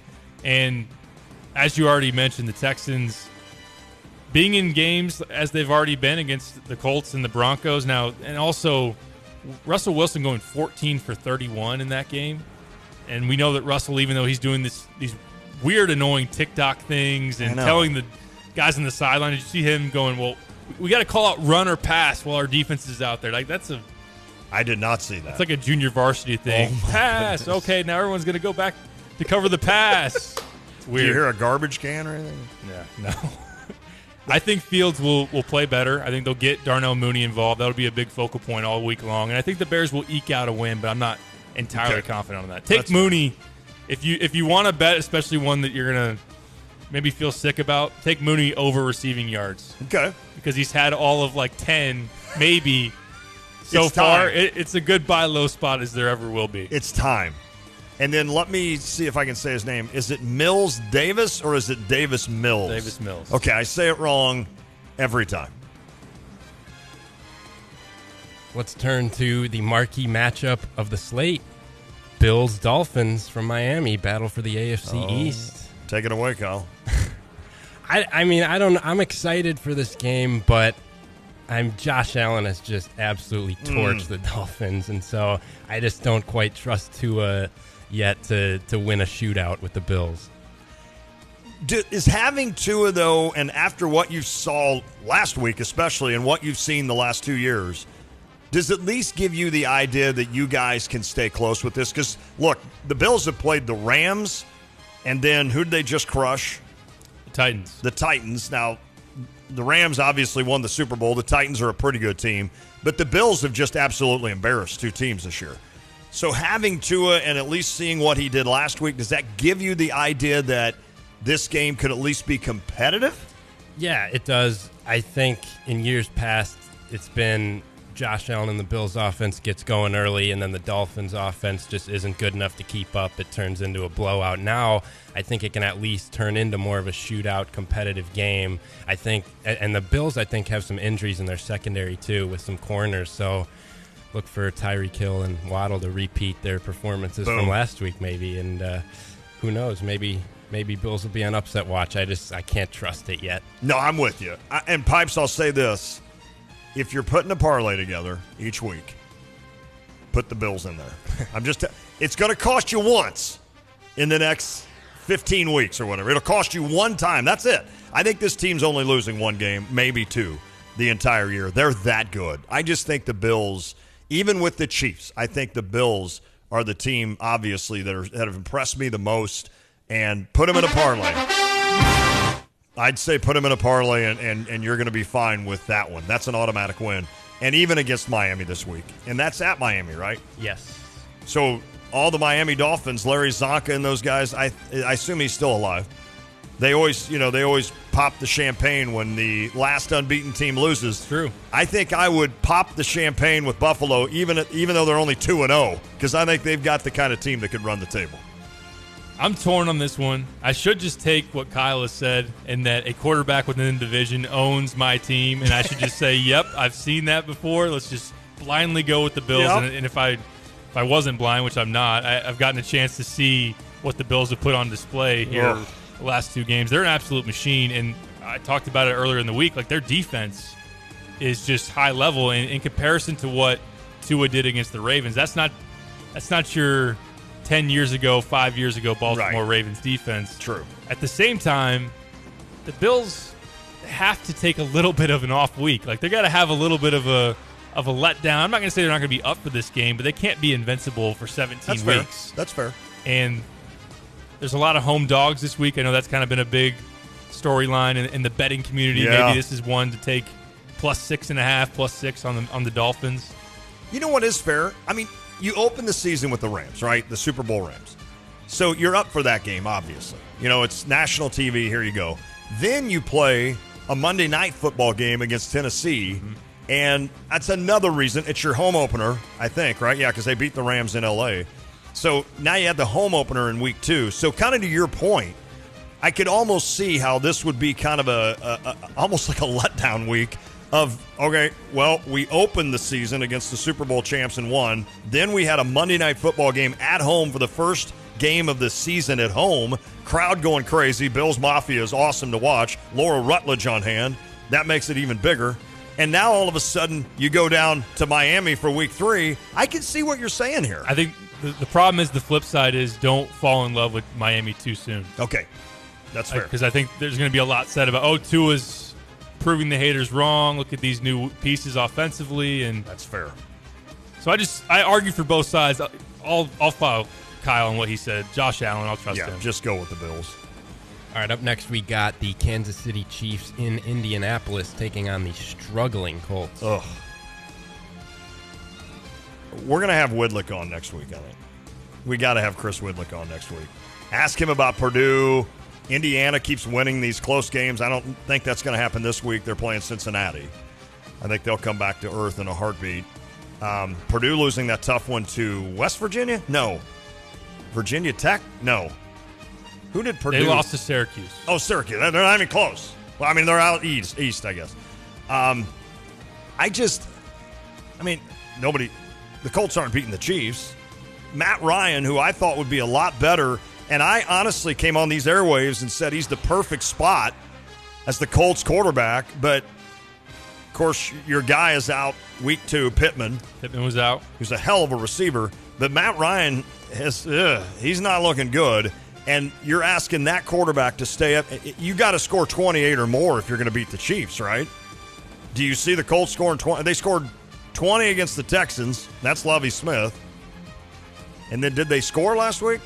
They did not. They got shut out in Jacksonville. So they're averaging 10 points a game, and all of a sudden you're asking Matt Ryan to score 30. Chiefs win this game. I'm with you. I'm not going to overthink it. I know that this is the Colts trying to play for their season. If they're 0-3, now their division is, as we've talked about a lot, you could probably start 0-3 and still wind up winning that division. But in the past, one big thing to note with the Chiefs is kind of getting bored a little bit, getting a little complacent. Yeah. And this could be a spot where they started fast. They won some big games to kick off the season, and then they go 0-2 Indy and kind of relax a little bit. But I think that Mahomes is still trying to prove a point that you're not going to be – the talk this offseason was you're not going to be the same without Tyreek, and he's going to say, watch me. And now everybody's thinking it's going to run through Josh Allen, and Patrick Mahomes is like, well, wait a minute. It always runs through me, and I showed that last season beating Josh Allen and the Bills. So don't rest on me just yet. I'm with you on that. By the way, at 217 on the U of I Atlantic Lake text line, Kyle's the real MVP, listening to today's Hour 1 podcast already. Good work, sir. Kyle, well done. Appreciate it. Do you have Hour 2 done already? Oh, wait, we're in Hour 2. You can't do that. He's got to wait till 6. All right, Kyle. All right. Up next, we got two disappointing 0-2 teams, the Raiders and Titans, battling it out in Nashville. I don't know. Like, I could easily say this is the bounce back the Titans need. Derrick Henry will feast on the Raiders, and Tennessee will, like, slowly grind out a 24-17 win. But I could also see the Raiders have opened the season against the Chargers, and then a miracle happened in the second half against the Cardinals. I still think the Raiders are a really good team. They just happen to be in the hardest division in football, so that's not going to help them in the end. But I don't know. I could see the Ravens. I just have never been sold on the Titans. It seems to me with Derrick Henry, I just don't know if that wins anymore in the NFL. Now, obviously, he was unbelievable last season. And even returning late in the playoffs, you know, it's all about offense right now, and it's not about carrying the ball 28 times with one guy. So I feel like give me the Raiders in this one. I'm with you as well. I was decently high on the Raiders coming into the season. Derek Carr went quiet in that second half against the Cardinals. We already just saw the Titans get blown up by Stephon Diggs. Oof. I think on a week after Devontae Adams goes 2 catches for 12 yards, he gets back to his usual form. Yes. I think a big day for Carr, big day for Adams, and the Raiders win in a desperation spot. I like it. NFC North battle, Lions taking on the Vikings. Through 2 weeks of the NFL season so far, the top 3 scoring offenses in the league, Kansas City Chiefs, Buffalo Bills, Detroit Lions. Oh. So you're telling me it's a good decision to have Swift and Hawkinson. But you should never have and two. St. Brown. Oh, no, St. Brown. St. Brown. He's good. Killing it. Swift is unbelievable if they give him the ball.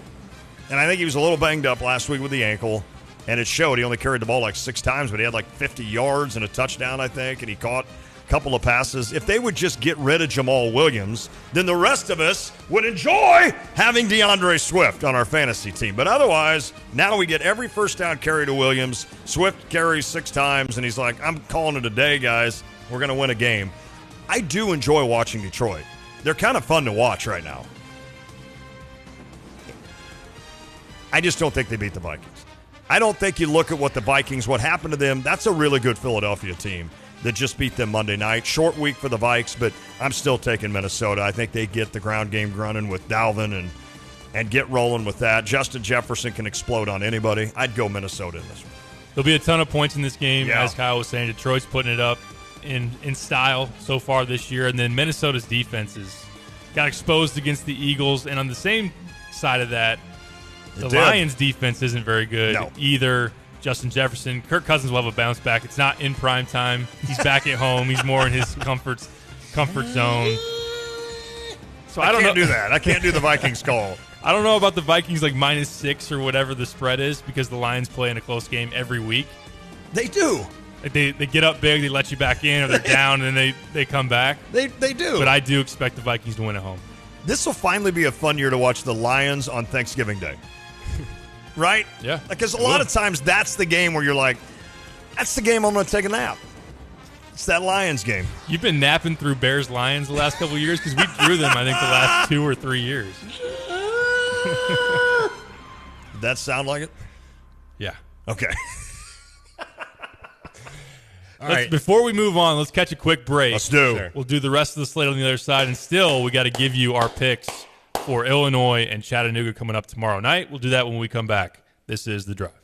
If you're a truck driver or know a truck driver, listen to this. Gale Frericks Trucking is looking for regional drivers who can also help with the harvest. Help with the harvest, drive in the Midwest, and always be home on weekends. Gale Frericks Trucking is hiring a regional driver who can help with the harvest and offers great pay and great benefits. Work for a local company who values your time and your family. Gale Frericks Trucking wants to talk to you. Just email Dixie at gftlog.com. That's Dixie at gftlog.com. Long's Garage in Urbana and Jasper Engines and Transmissions offer cost-effective solutions to your present engine or transmissions trouble. Avoid a costly new car purchase or high lease payments by putting new life into your present vehicle. Let Long's Garage install a Jasper remanufactured engine or transmission with a 3-year, 100,000-mile nationwide warranty and available premium service plan. Call Long's Garage at 367-3942. Long's Garage, 217-367-3942. This is Gina from ABC Heating and Air Conditioning. If you're looking for a top-of-the-line air conditioner, think Amana. We carry all sizes and offer expert installation. ABC Heating and Air Conditioning is locally owned, and we've been in business for 50 years. And for 50 years, the only brand we've sold is Amana. So go with a company that is local, dependable, and will be there for you no matter what time of day or night. ABC. Always be comfortable. Let us install your new Amana air conditioner. Visit www.abcheatingandac.com.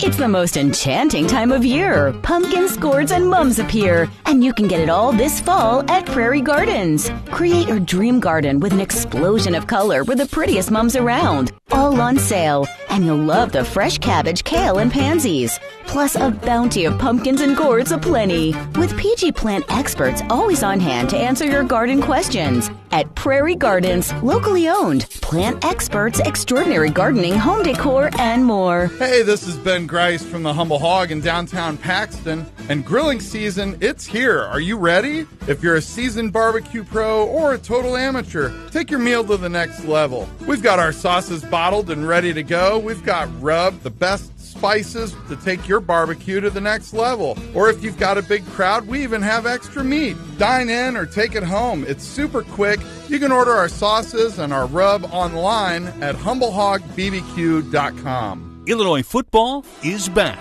Shop at Game Day Spirit this fall and gear up to support your Fighting Illini football team. With great football designs and brand new apparel from top brands, they're the one-stop shop to get everything you need this football season.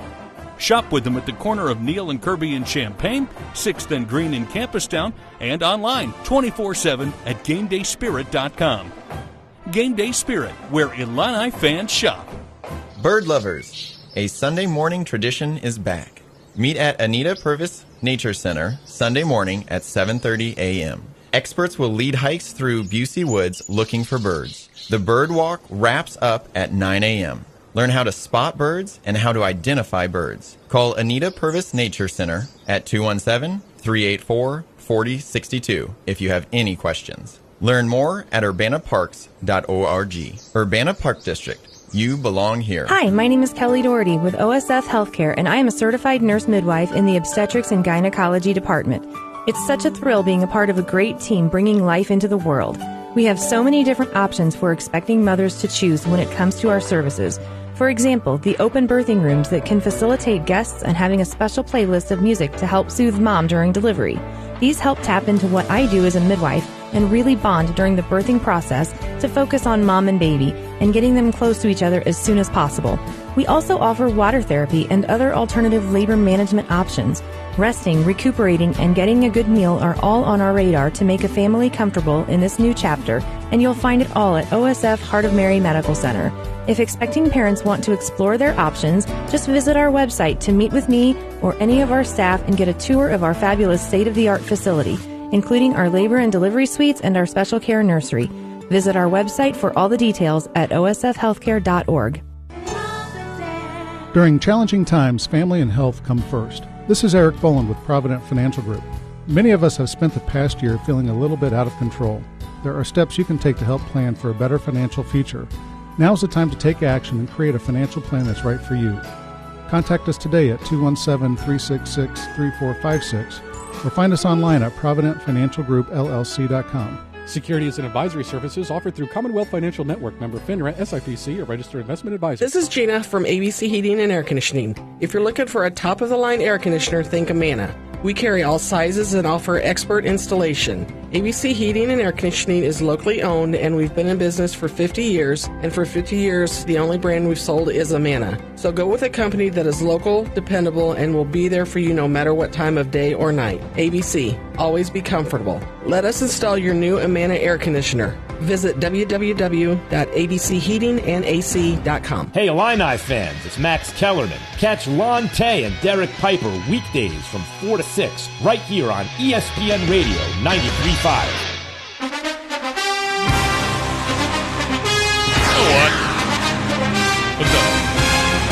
Screw you, John Elway. That's what I say. And his dad was an absolute...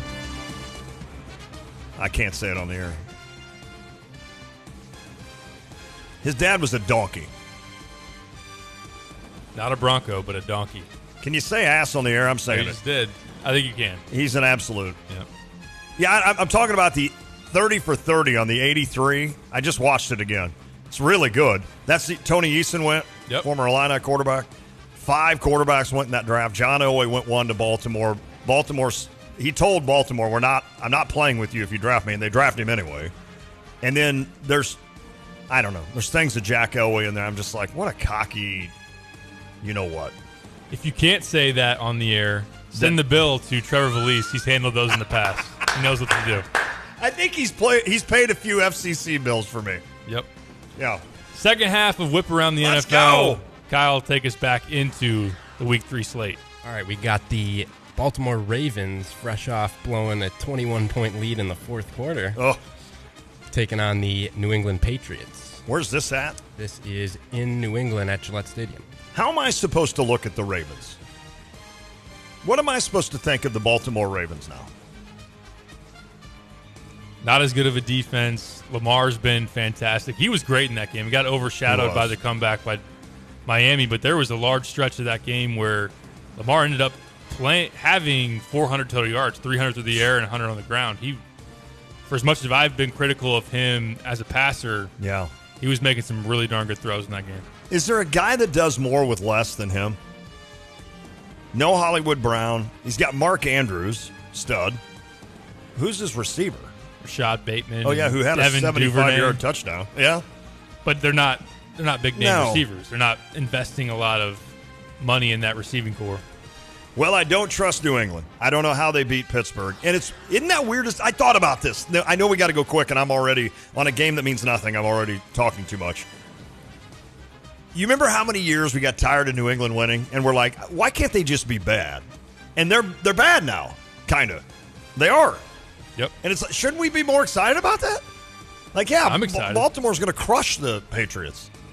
One thing I don't like is Lamar had a wrap on his arm today and apparently wasn't throwing during the open media session. Oh, so boy. Harbaugh said that he's going to play, but there's kind of that natural wear and tear. His arm's a little fatigued. Harbaugh's throwing some mental stuff at Belichick now. Probably. Belichick has owned everybody mentally. And Harbaugh's like, don't throw during the media session. But as soon as they're not here, just start throwing 100 times. Yep. One thing I will say, it boils down to this. All that electricity that Miami has in their receiving core that they just put on the Ravens, New England has none of that. Zero. No explosive receivers. Take Lamar Jackson, who should have been picked by the Patriots in that draft to win in Foxborough. Boom.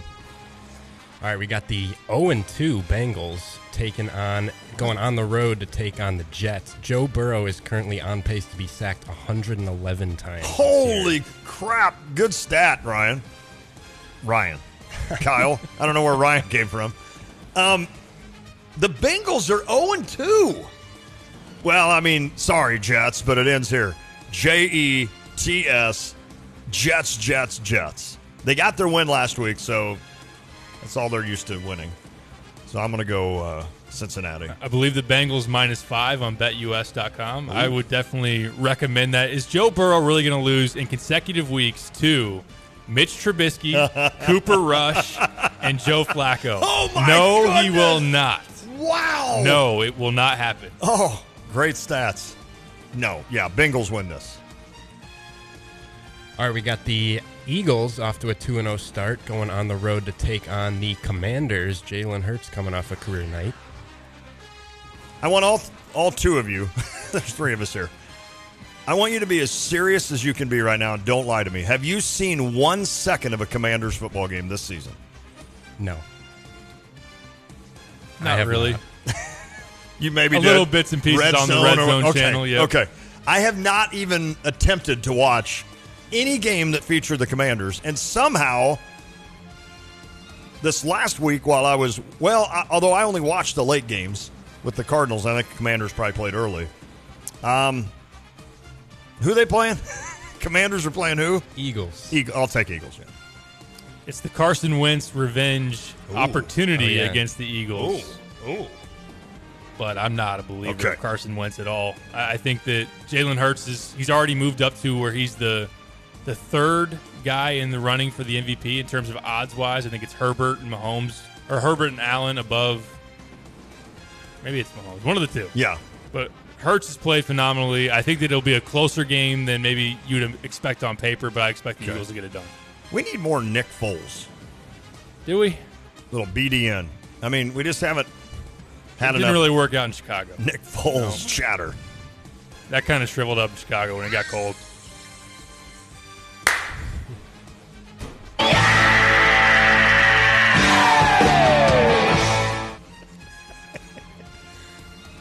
I think that deserves 3, but there's just not enough time. Oh, that was fantastic. There you go. Nick Foles. Are you going to get to my Cardinals at all, or are we still like, what are we doing? Well, we got one more noon game to dang it. get through. It's not super exciting. The Saints taking on the Panthers. Whatever. Whoever wins, wins. The FCC is on the phone. That must be who's calling in right now. We're sorry. We might not have. We don't have a show tomorrow. It's probably Trevor. You'll never know. It's probably Trevor. I don't care who wins. Yeah, no, Saints. I'll pick the Saints.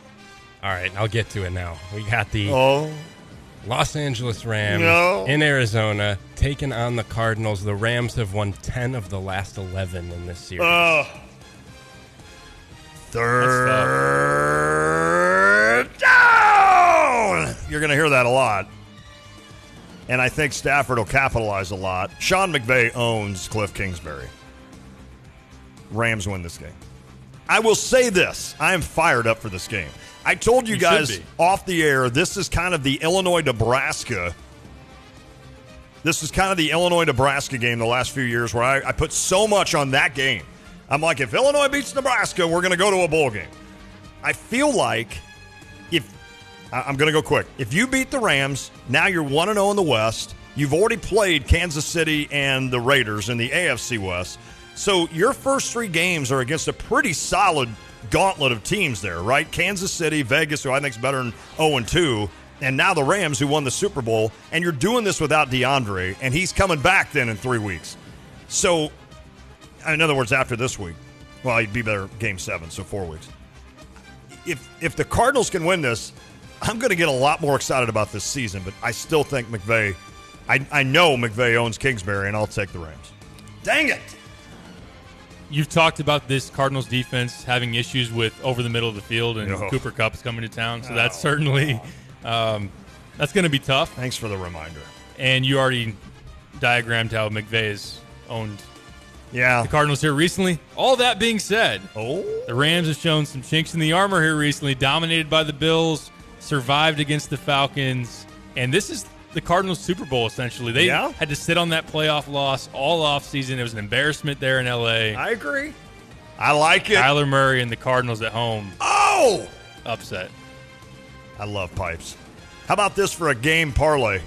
Take Ertz and Higbee to score touchdowns. Parlay them. 2 tight ends score in that game. Easy money. You can buy me a beer later. Let's do it. But if they don't score, I'm not buying you one. Fair enough. Kyle will. Yeah, Kyle will. At 18 years old. You got that fake ID? Don't answer that on He the just air. has to pay for it. He doesn't have to be the one that walks up and does it. Kyle, you're up. All right, we got the Jaguars fresh off shutting out the Colts, taking on the Chargers on the road. Chargers. This is the. I tried to hype up the Jaguars. It wasn't successful. You though. did. I have to either use Keenan Allen or Christian Kirk, and I think it's a no-brainer to use Kirk, who's been targeted like 12 times a week. But you're in now playing the Chargers. It doesn't matter. Chargers win this game. I might be a sucker. Oh. Jags +7. Really? You think Herbert's Trevor? hurt with the ribs. That's true. He might gut it out and play. He's going to play. Are you kidding me? He's a gamer. But he's a gamer. You saw the pain that he was in. Jaguars have impressed me. I could see it being closer than a 7-point game. I can see the Chargers squeaking by, but I think the Jags will make it again. Okay. To your right now. I need that beanie. That is pretty cool. Kyler Murray's got a Cardinal.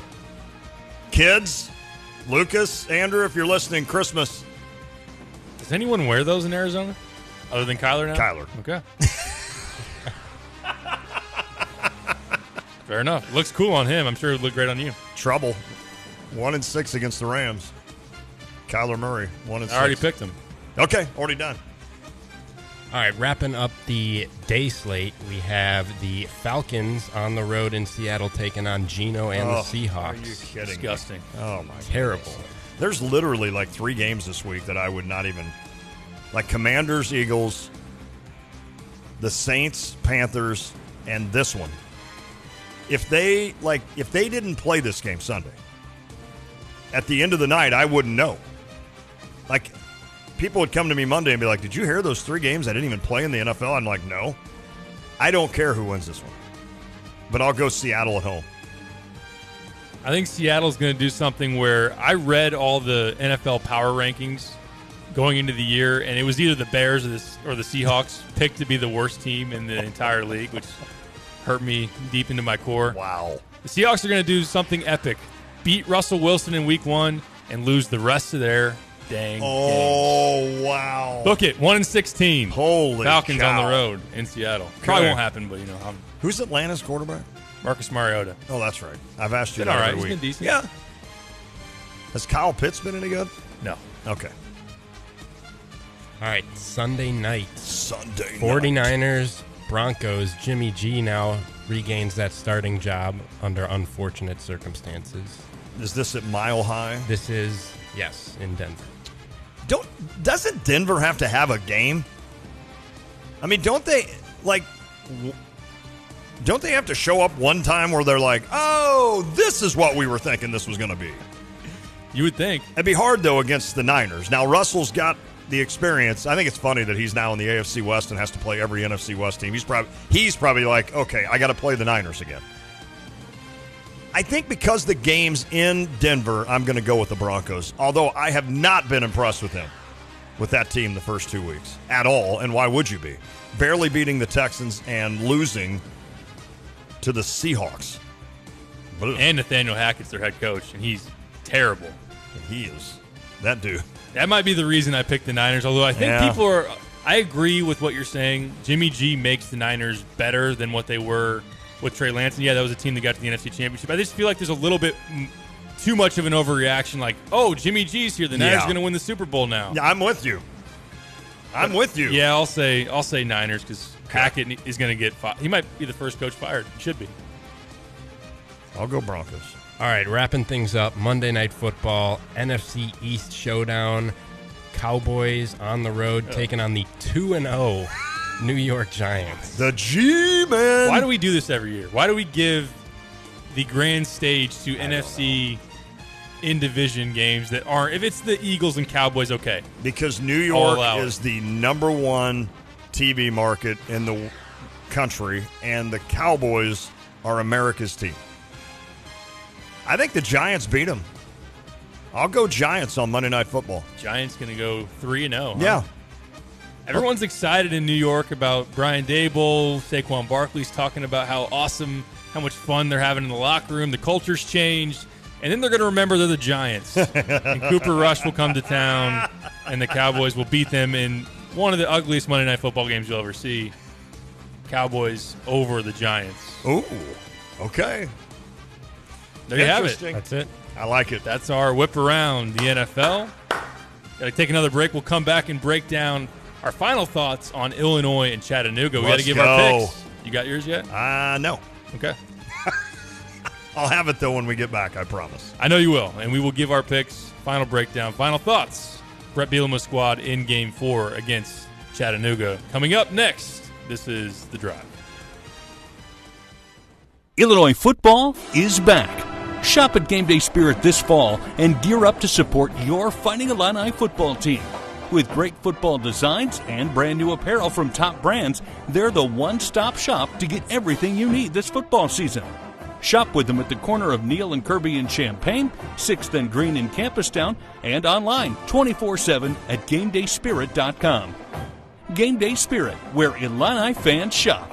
The 13th Annual Disability Resource Expo is coming Saturday, October 22nd from 11 to 4 to Marketplace Mall, 2000 North Neal Street in Champaign. It's free and open to the public. Get involved now as a volunteer, vendor, or sponsor this great event. With a wide variety of agencies and resources to promote a better quality of life for people with disabilities in our community. Expo updates and a guide can be found at disabilityresourceexpo.org. As you are reaching out for answers, it's disabilityresourceexpo.org. If you're not familiar with Lifeline Connect, this is a program that helps men get off drugs and alcohol. They do a tremendous job with their 24 beds. Funding the Dream is a series of luncheons where you can go enjoy a lunch for free and see the dorm and learn more about how you can help Lifeline Connect. For more information, simply go to lifelineconnect.org and you can help change lives and generations. lifelineconnect.org,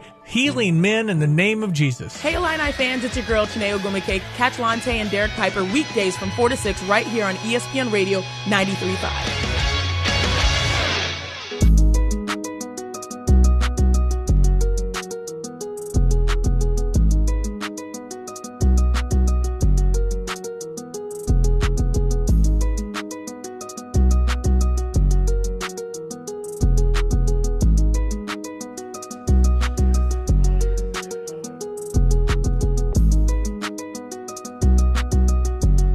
Back on the drive with Tay and Piper, Tay, Derek Piper.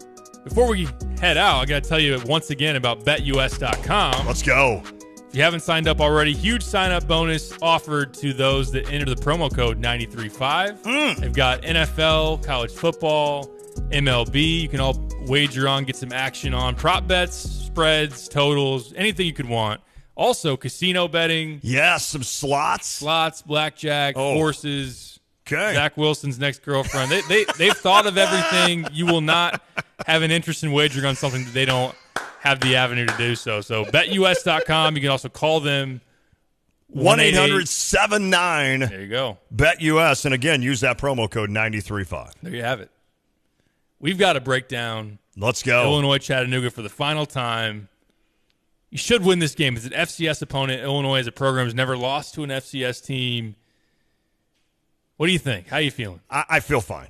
I feel fine in this. I know that we always hype up these teams, and Chattanooga sounds like a team you should hype up. They're ranked 9th in that FCS, so they're obviously a team that is not going to come here and embarrass themselves. That said, Illinois should win this game, and I think Illinois is a team. I mean, Jay Lehman loves this team. I think this Illinois squad under Brett Bielema continues to show what they can do. That unfortunate miss against Indiana, or you'd be sitting here at 3-0 getting ready to be undefeated going to Madison. I think Illinois takes care of business.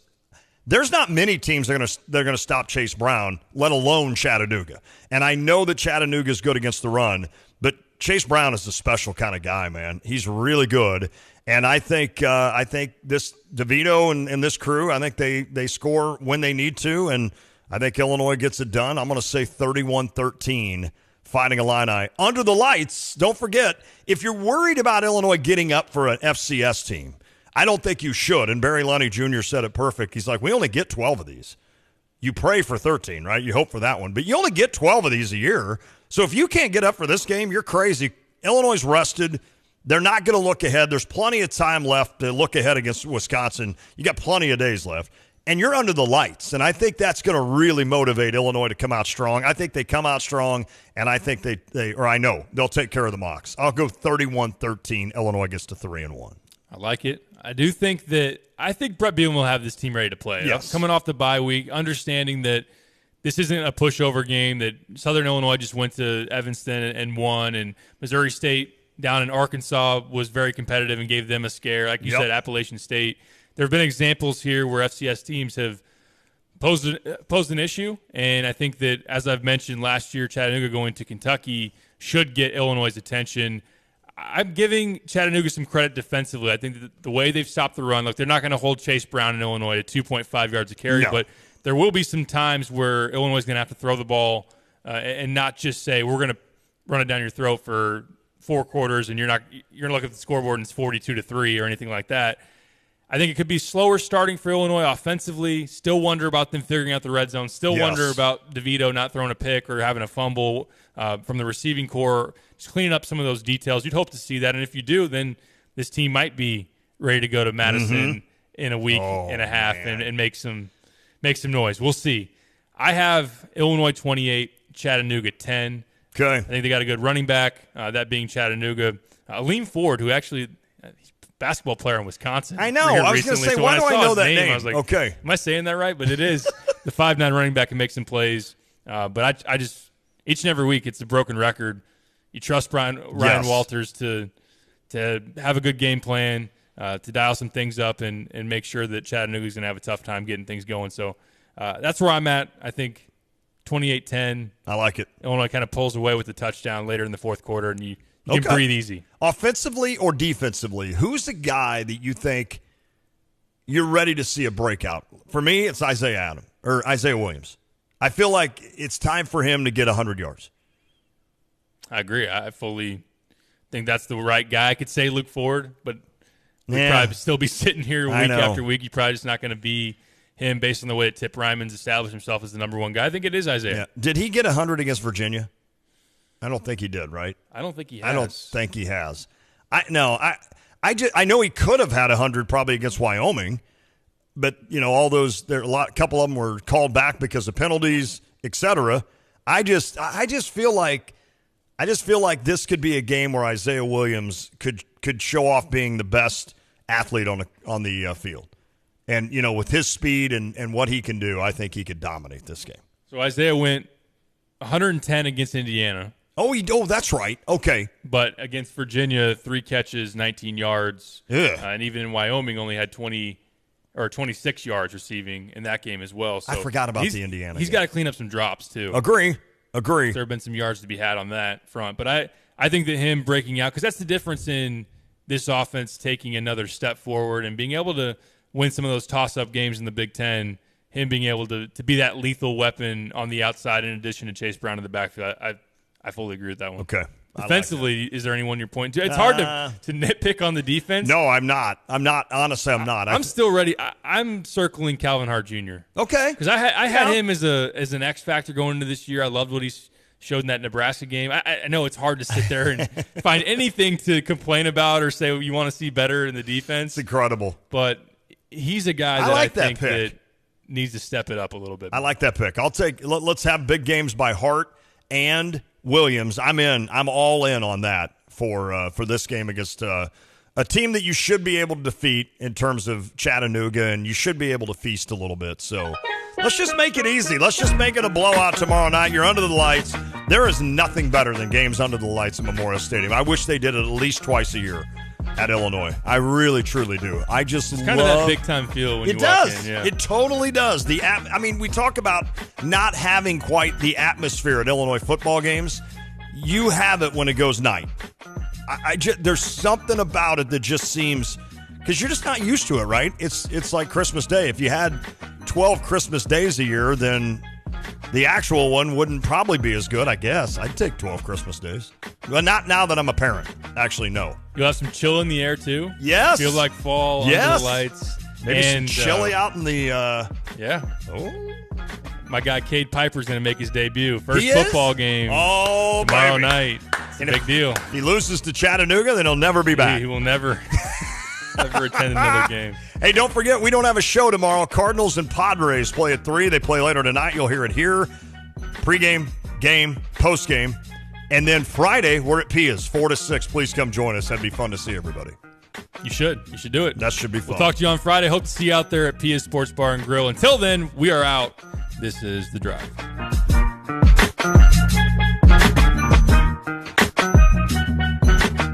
Illini fans, enjoy rooting on the team with great drink specials and prizes from Pia's Sports Bar and Grill. Coors Light buckets, $15 and pitchers for $8. $4 Captain Morgan drinks, get $3 Coors Lights, Twisted Tea, and Dos Equis. The loaded hot dog at Pia's is only $3. Take note, Stevie J Broadcasting has a live broadcast from 4 to 6 p.m. with great giveaways and tickets to Illini games. Join them September 23rd. Wear your orange and blue and go Illini. Pia's, 1609 West Springfield Avenue in Champaign. PDR Automotive in Urbana has been providing quality auto repair service for almost 50 years. Trusted by AAA Motor Club, PDR employs ASE certified technicians that use the latest in diagnostic equipment. They